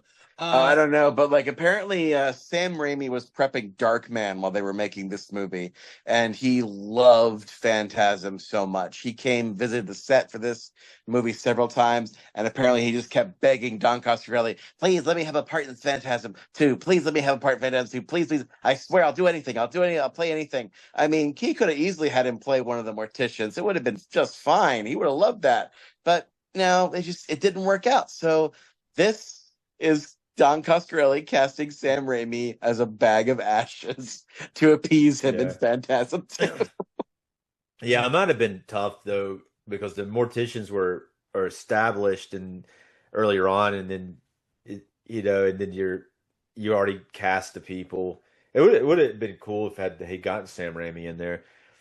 Sam Raimi's in this. You know what would have been great is if Sam ended up being the mortician who gets his hand chopped, or who chops his own hand off. Yeah, that guy did a really awesome job, though. The guy that does play that character. Because he's chasing Liz, and then the spear comes in, and instead of getting Liz, it goes for the guy's head, but he puts his hand in front of it, and it goes into his hand and drills into his hand into the door. But there's another spear coming by. I think it's the gold one. And he just like takes out his little hatchet, looks at it, reacts, and is like, "Ha!" I cuts off his hand. Yeah. What's fun? Yeah, it's weird. The gold one. I didn't notice it was gold necessarily at first because of the way that it's like. I guess kind of. I just assuming the way it's like it's kind of a little bit in darkness. But heard that they called it the gold one. Then I noticed it. I was like, wow, that one is different. It's like it's more powerful apparently than the other. You know ones. why it's more powerful? Because it's got laser beams. Yeah, It's got Star Wars laser beams. It's like. Yeah, that's what it is. Well, it's got much more. Coscarelli could do much more stuff with a bigger budget. We have 3 spheres with differing powers. It's actually really cool to see all this stuff. Yep, it's got laser beams. It's got laser beams that can apparently zap rats into an explosion. Yeah, but that when Liz is in the crematorium, I like what they do with her character because the mortuary assistant is going to put her on the conveyor belt to go into the furnace, and she fights him back and throws him on the conveyor belt, and he gets burned himself. And he's just like screaming. But I like the way that they don't have her get saved. I hate it that they had her get kidnapped, and then but it's awesome the way that she gets herself out of it instead of having to get saved. Exactly. It's kind of funny if you think about it that their whole Reggie and Mike are on gung ho about trying to get her saved. Unfortunately, they have this great car chase where they try to save her from the hearse, but they wreck the CUDA. Yeah. The CUDA explodes. Yeah. I guess it was like the point. They're like, I guess they're just tired of dealing with the cars. There, you know what? We're killing the car in this one. But they bring it back in the next one. So do they? Yeah. It's been a long time since I've seen the third one, but yeah. But it's it's funny. But yeah, it's funny. It's like they're all about going to help her and rescue her. But like, if she wasn't more resourceful, she would have been dead anyway. She would have been dust by the time they got there. Yeah. It's a good thing that she is actually a very resourceful human. And she undamsels herself for a bit and kicks that guy's butt, which is part of what makes the third act of this movie really awesome. Yeah. Another dumb move that they make, like Reggie and Mike, it ends up being fine, but Reggie and Mike come in and then they find the ball like gate thing that they have to have a ball to open. They figure that out, but then this is not the dumb thing. But then Reggie takes the hydrochloric acid. Yeah, and he pours it into the embalming fluid just because he knows they're going to be using it later for some reason. That's not what he does. Yeah. He does it because he doesn't want to see anyone else begin involved with it. Yeah, he says that. But the dumb thing that happens though is then they split up like a Scooby-Doo thing. Yeah. Right? Let's split up, But it works out good because then we're able to get Mike and Liz back together for some really awesome like scenes and action sequences, and then Reggie gets to fight the gas mask guy in the basement with the graver chainsaws. Yeah. Graver. Let's talk about that. Let's talk about my favorite part of this whole dang movie. Dueling chainsaws. First of all, we have to realize that they set up Reggie's chainsaw in the beginning. He buys it at the hardware store, but it's this little yellow chainsaw. It looks almost like a hedge trimmer. It's very small as chainsaws go, but he's proud of it. He loves this thing, and he confronts. He gets down to the basement, and then bam, there's a graver there, and he just whips out his chainsaw and he turns it on. He's like, "Yeah, come at me, mother."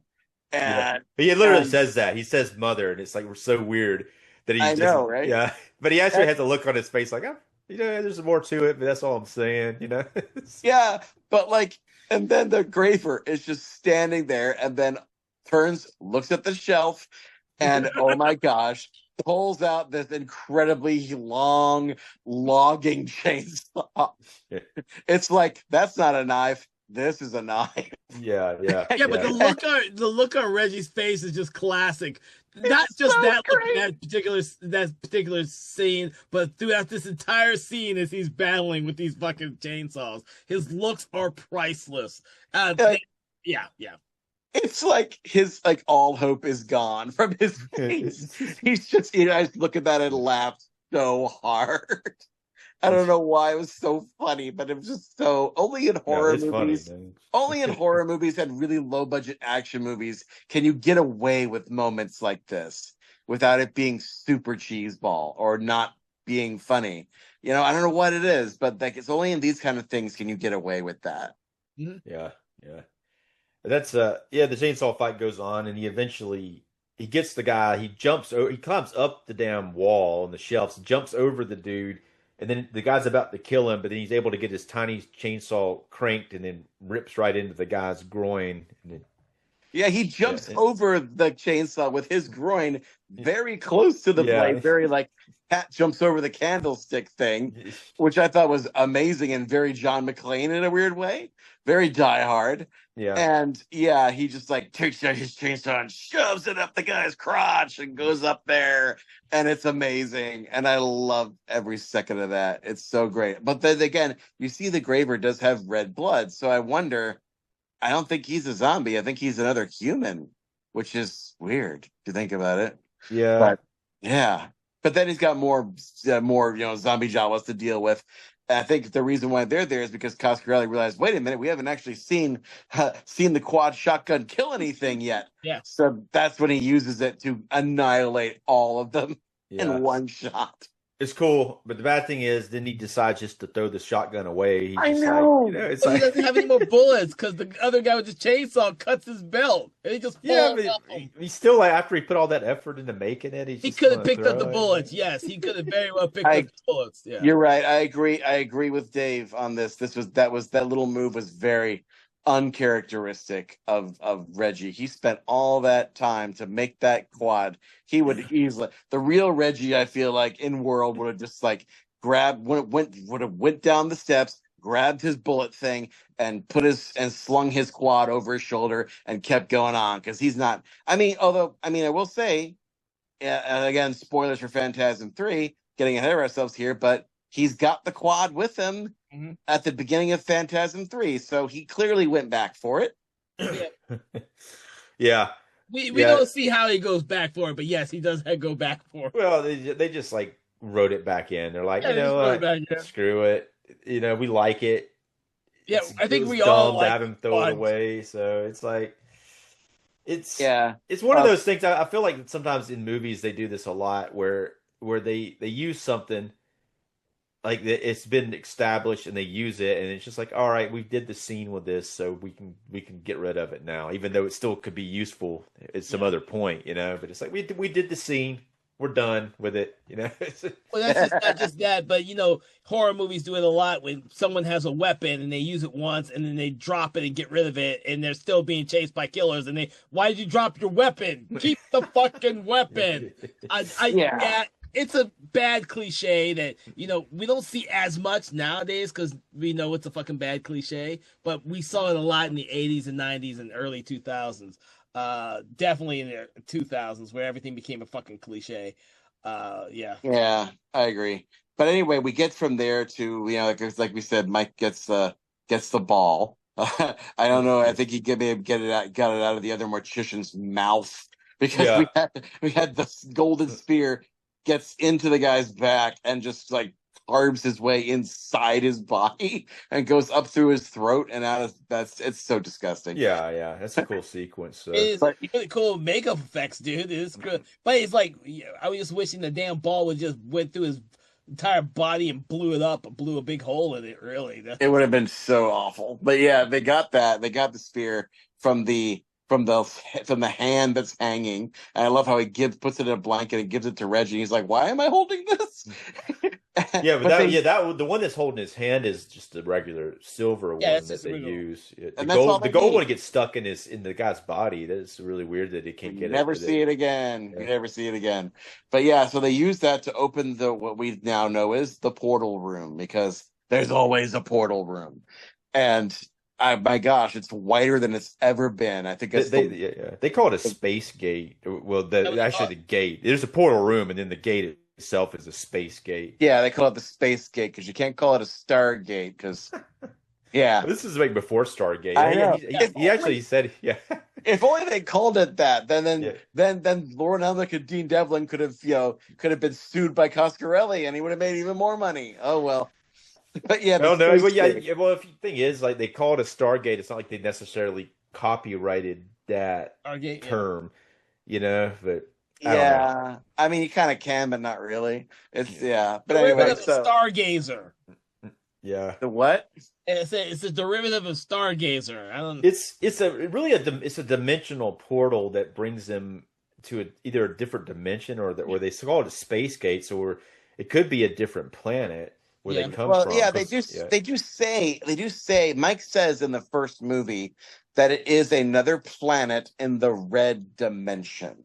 Yeah. Which is not clear how that all works. In Or fact, how we would even know. How he would even know. Yeah, exactly. We talked about that in the first movie. But we get a lot more of that, the science and pseudoscience of that in Phantasm 5. Yeah. But in this movie, I feel like we get the first real clear glimpse of the red dimension better than it was in the first movie because Mike and Jody. Mike and Reggie get thrown into the portal with Reggie's boots. This is like some like Return of the Jedi shit too, when like they're on the barge at Jabba's palace and then they fall off and then they're dangling over Salak. Yeah. It was like Han Solo and Chewbacca and Lando. They're all like But what's funny is if you look at that sequence and you see what you see of the red dimension, you still have the dwarfs off in the distance doing druids on parade, but you also have to the left the one dwarf that comes out all gooey and tries to eat Mike and then tries to eat Reggie. Yeah. But on the right, is he trying they think they're trying to eat people? Is that what they're trying to do? I don't think so. I think that's trying to say they're trying to eat people. I don't know. I don't know what they want to do. They want to be disgusting though. I don't know either. But guess what, guys? I noticed something about this movie I never got before, and they show you something in the red dimension that I don't think they ever show again, even in Phantasm 5.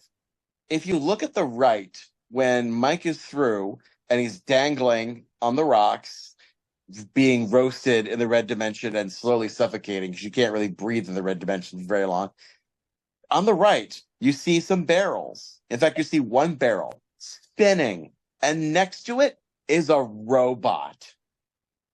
There's literally a tall man created silver robot with like a chrome sphere attachment and an arm. It appears to be spinning the barrel. And I'm like, wow, the tall man has robot technology. He has like a Wall-E type thing that helps unscrew his barrels in the red dimension, and they never show it again. Well, that could be why that one barrel that the one monster comes out of, the one dwarf comes out of, is there. Like was there one or a couple of the barrels were overturned? Yeah. Yeah. So that would make sense, but I didn't notice it. I'll have to rewatch that and notice it. Next time I rewatch the movie. Oh yeah, I'm telling you. In fact, if I had time, I would have zoomed in on it to see more of the robot because it's a little thing that's clearly a robot. It's like there, and I'm like, wow. To think like, and I listened to it with commentary on that part. I don't think Coscarelli even mentions it. It's just something a set designer, I guess, decided, hey, let's give them a robot. Yeah, I didn't notice it. That's cool though. But I was thinking about the structure of the plot. It is like a lot of it is kind of like the plot points from the first one. It kind of revisited just with a higher budget. It kind of reminds me a little bit of Evil Dead 2, where they kind of redid the plots because they're like, we got a budget now, let's do it again, Yeah, for sure. Although I feel like this one is a little bit less of a classical horror movie, whereas the first one leans very much into the scares, takes time to develop jump scares. It's very like every 10 minutes there's a scary thing that happens. I feel like this one, especially in the third act, becomes an action movie. And it's really like all the action set pieces we describe, all the insanity and gloriousness, that all happens in the third act, and it's fantastic. But it's very action movie. And the third movie we'll talk about when we talk about it kind of leads into that to the entire movie, which is part of the reason why I love Phantasm 3. But yeah, this movie I think does the thing that a lot of good sequels do, which is you do what works in the first movie, but you change genres. And the same thing they kind of did with Alien. They did Aliens. Aliens is an action movie. Same thing with this. I feel like we it's still kind of horror, but it becomes more of a sci-fi actioner by the time, and that's not a bad thing. Yeah, no, I think the last, I like the whole movie really, but like especially like it's really jarring how much happens in the last act because in the first movie, the sequence where Mike first goes into the mortuary and we see the balls for the first time, or the spears, like that whole sequence is gold, Mhm. and this whole last act is that whole sequence just for 30 minutes, you know.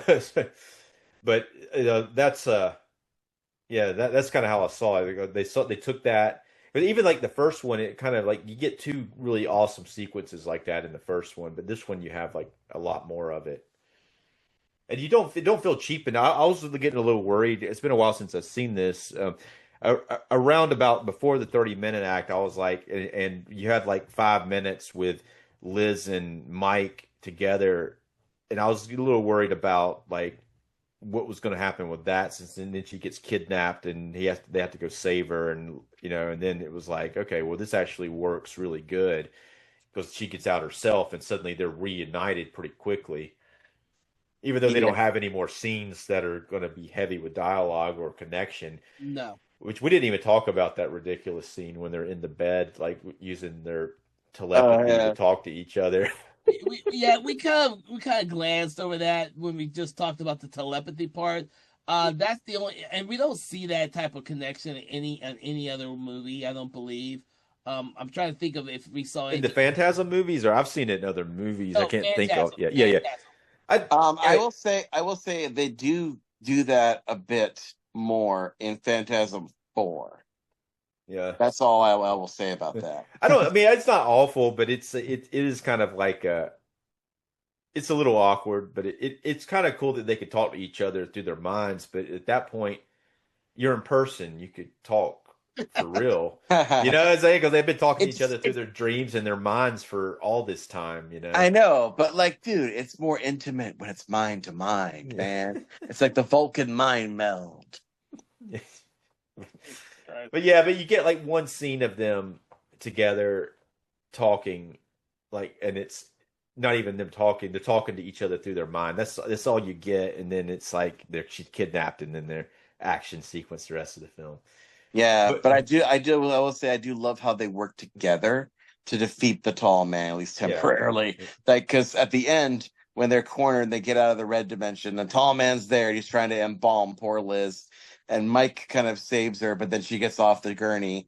And then Mike has that, he tries to sell the line. He tries to sell, hey, suck on this. It doesn't quite work for me, but yeah, we'll fix that. And yeah. we'll fix that Yeah. in due. We'll I fix was that in thinking due that when course. I wrote that down, man. I knew you were gonna hone in He'll on fix that, that in but due course. And then he yeah, does something that happens at least two more times in this franchise where he gives the tall man a taste of his own medicine and throws the ball at his head and it drills into his head and takes out the formaldehyde from his head. But he's just like, oh, again, pain in my rear. Pulls it off his head and crushes it like a yeah, Coke can. yeah. He does. Yeah, Yeah, that's a cool sequence though. Like you're not expecting him to do that. Uh, Yeah. now, but yeah, before he does say that line, like, "Hey, suck on this," he's saying that in reference to her because she's sucking that. He's about to put that what do you call it, like the formaldehyde stuff into her, suck the blood out. But it's just such a like it almost reminded me of in Night of the Creeps when he's like it's Miller time, because it's Oh such a. yeah. I mean, this was intended to be an action line that was cool, but it comes off very like not so much. yeah, very Well, very much like apparently, yeah, apparently Angus Scrimm suggested that he say, "Let's play ball."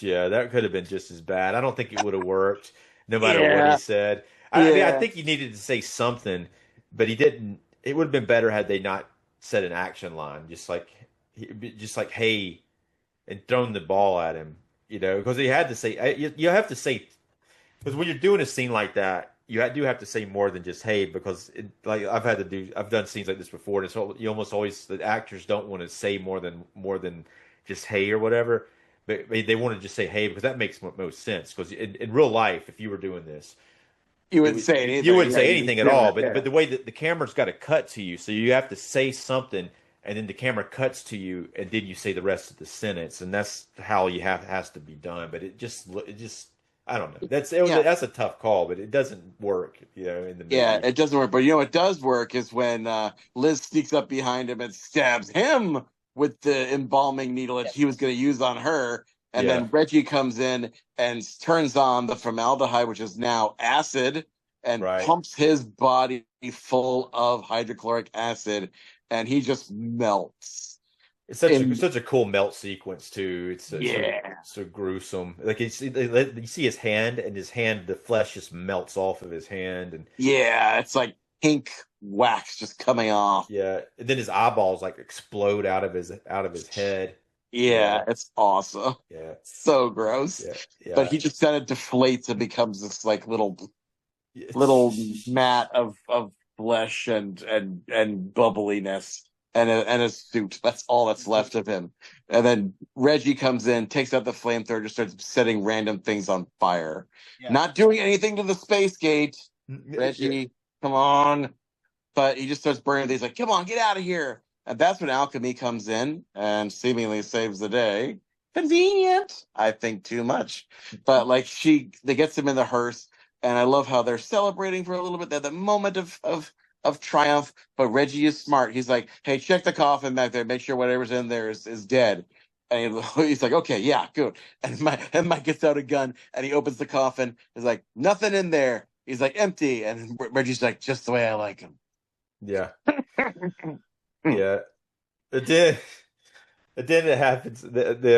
He puts the window up. It's like I guess almost like a limo. Security window. Yeah, security window. Privacy. So he's got the privacy between him and the girl, and suddenly it's like he's been through all this shit, and suddenly he's horny again. But it becomes his characteristic in the later films.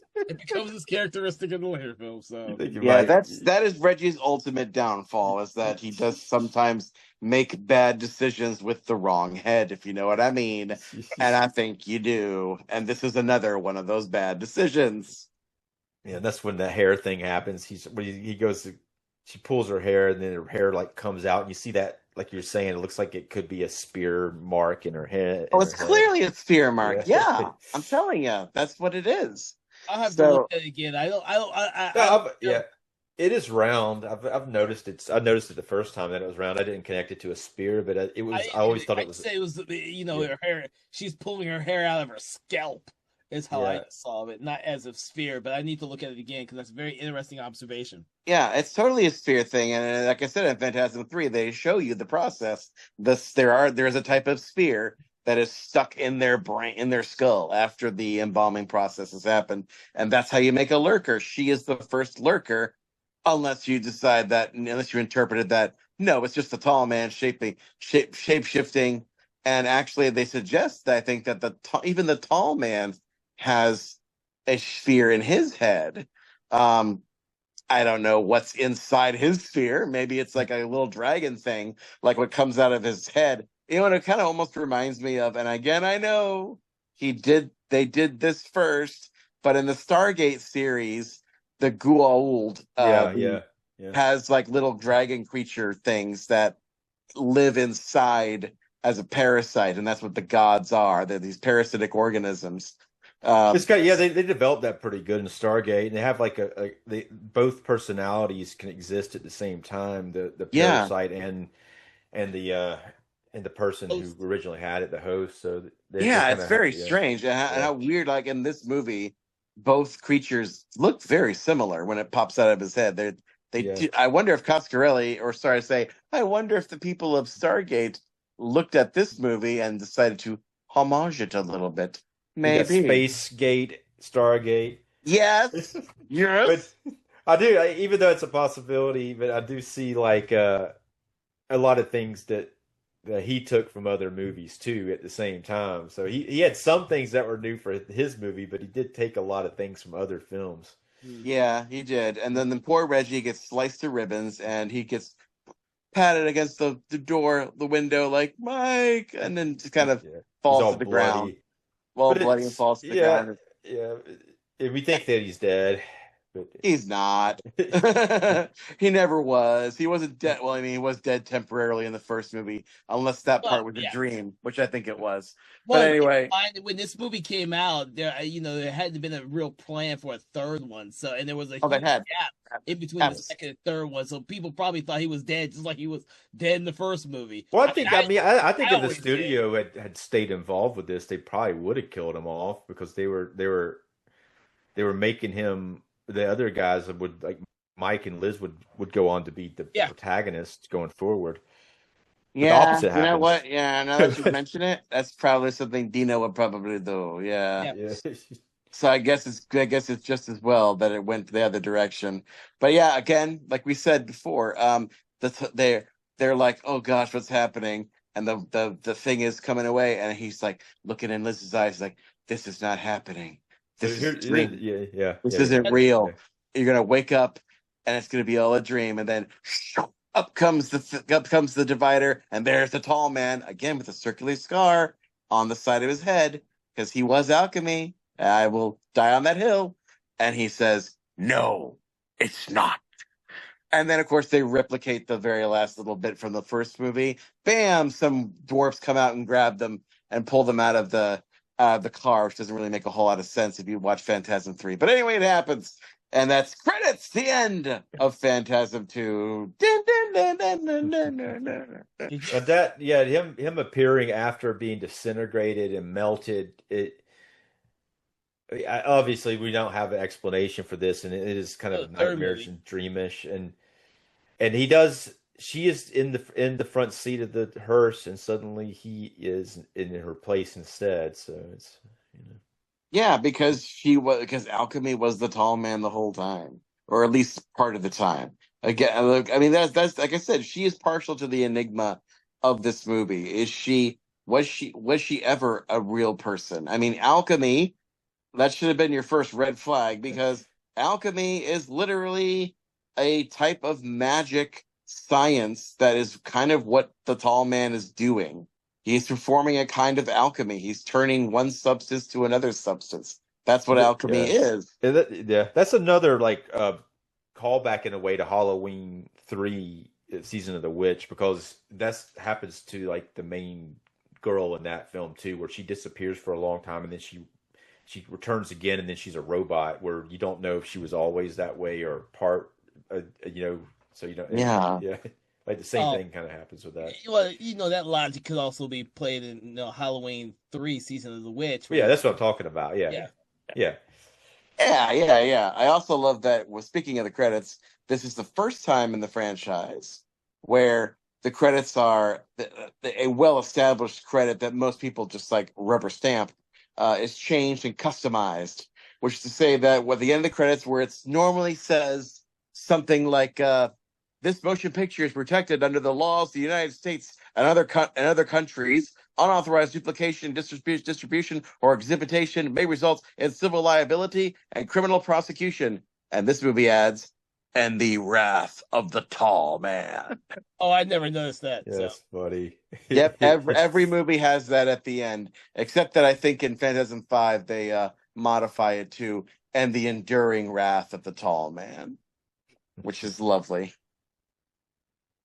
But yeah, speaking of lovely, we got one more bit of business before we wrap this up. We got to ask ourselves, how would Mr. Arnold Schwarzenegger would have improved on the suck on this line? A valiant attempt by James LeGras, but honestly, we could do so much better, folks. I think. What do you think?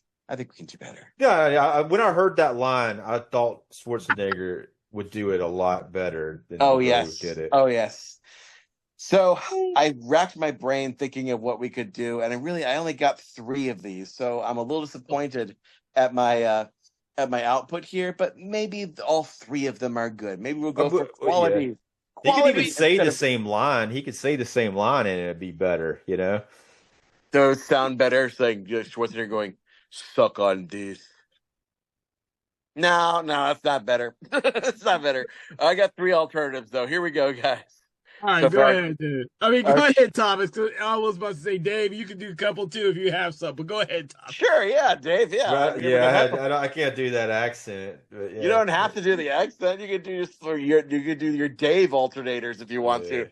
We've never done that before, but go ahead if you want to. I don't have anything planned for it, but Okay. All yeah. right. Well, here we go. The Schwarzenegger alternator for the ball to the tall man's forehead instead of suck on this. Number 3. I'm going to go in reverse order this time. Number 3. Mr. Tall Man, you're about to come up short. Okay. Yeah. Number 2. Hey, tall man, get thrilled. Because it's a drill on the ball. Yeah. Oh, I got to rev up for this last one because I think it's a really good one. Yeah. And finally, number 1, the Schwarzenegger alternator. You got balls, so do I. I actually like the third one the best, but You're gonna come up short. I mean, you still can't. I mean, it still doesn't work. It sucks that it's. Oh my god. Yeah. I don't know. Oh my god. Oh, Dave. We gotta have a lot more to talk about when we talk about part 3, Lord of the Dead. There's so much stuff in part 3. As much as I love these movies, part 3, if you thought part 2 was balls to the walls crazy, the third one gets balls to the walls crazy. It's such a fun way too. Oh my god. So that being said, is there anything else we should tackle in Phantasm 2? Even though we can revisit it in Phantasm Lord of the Dead. I can't think of anything. What about you, Mr. Watkins? Yeah, I think we got it covered. Okay. Gonna rate this thing. Yes, we are. So, as my esteemed colleague, Mr. Dave Watkins, is telling everyone out there, we rate our films between 1 and 5, 1 being 4, 5 being amazing. But what we like to do is pull an object from the film, a quote or saying to attribute to our rating. What is your rating and what is your object, quote or saying for your rating? And we're going to start off with you, Dave. So I really love this movie. I think it hits everything right. And I like the first one and this one probably equally. So it's kind of tough, to say which one's better. But I'm going to give this one 4 golden spears. Okay. Very nice selection, Dave. I actually picked in the first movie. I picked the silver spears, and I rated them 4.5 silver spears. This one, I think we're gonna deduct a half a spear. I'm not gonna pick spears this time. I'm gonna hold back because I feel like it'd be too easy to just pick spears because there's so many different kind of spears. I could, but that's just too easy for me. I like to torture myself, so I like to rack my brain and think about what I could possibly use the marvelous and terrible objects from this movie. So I had to pick something that I feel like defines this movie, defines what this movie adds to the Phantasm franchise. And I think I'm going to have to go with the iconic quad shotgun. Yeah. Reggie Bannister's quad shotgun. That sadly I think will outlive him. Again, not to bring the room down, but as of this recording, Mr. Reggie Bannister is in hospice care right now. And if you out there are a fan of these movies and you haven't already, please send Reggie a message or send him a card or something. His wife tells him that he really loves reading all of them. And we wish him well. So I'm going to give him 4 quad shotguns out of 5. Okay. Well, at least you didn't steal mine this time. It's what you happen to do all the time. Well, he'll usually instead of just doing 1, he'll do 3. He'd be, I could have used this, Yeah. I bet you, or this, but I'm going to go with this one. We're going to go with this one. Jesus. It's good luck to everybody else, Yeah, I mean, Jesus. I'm pretty sure none of you would have pick mine anyways, but I'm gonna give it. My opinion of this has not changed at all, and I'm gonna stick with my original my ratings for this. Although I will have some interesting stuff to actually look upon when I think about it again, because you guys have brought up some interesting comments. But I'm gonna give it 4.5 exploding kittens. Exploding kittens. And I do hope that, and I want to bring something else up because Thomas, you brought something up as well about Reggie Bannister and his declining health. But I do want to bring out the fact that everyone out there, if you didn't know, Reggie was actually working with another creative team with American Mythology on the comic book called Catching Hell, of which he was promoting. It was not a direct sequel to Phantasm, but it's like the spirit of his Reggie character in a comic book form. And he was actually signing autographs for this for the great people who purchased one through Kickstarter.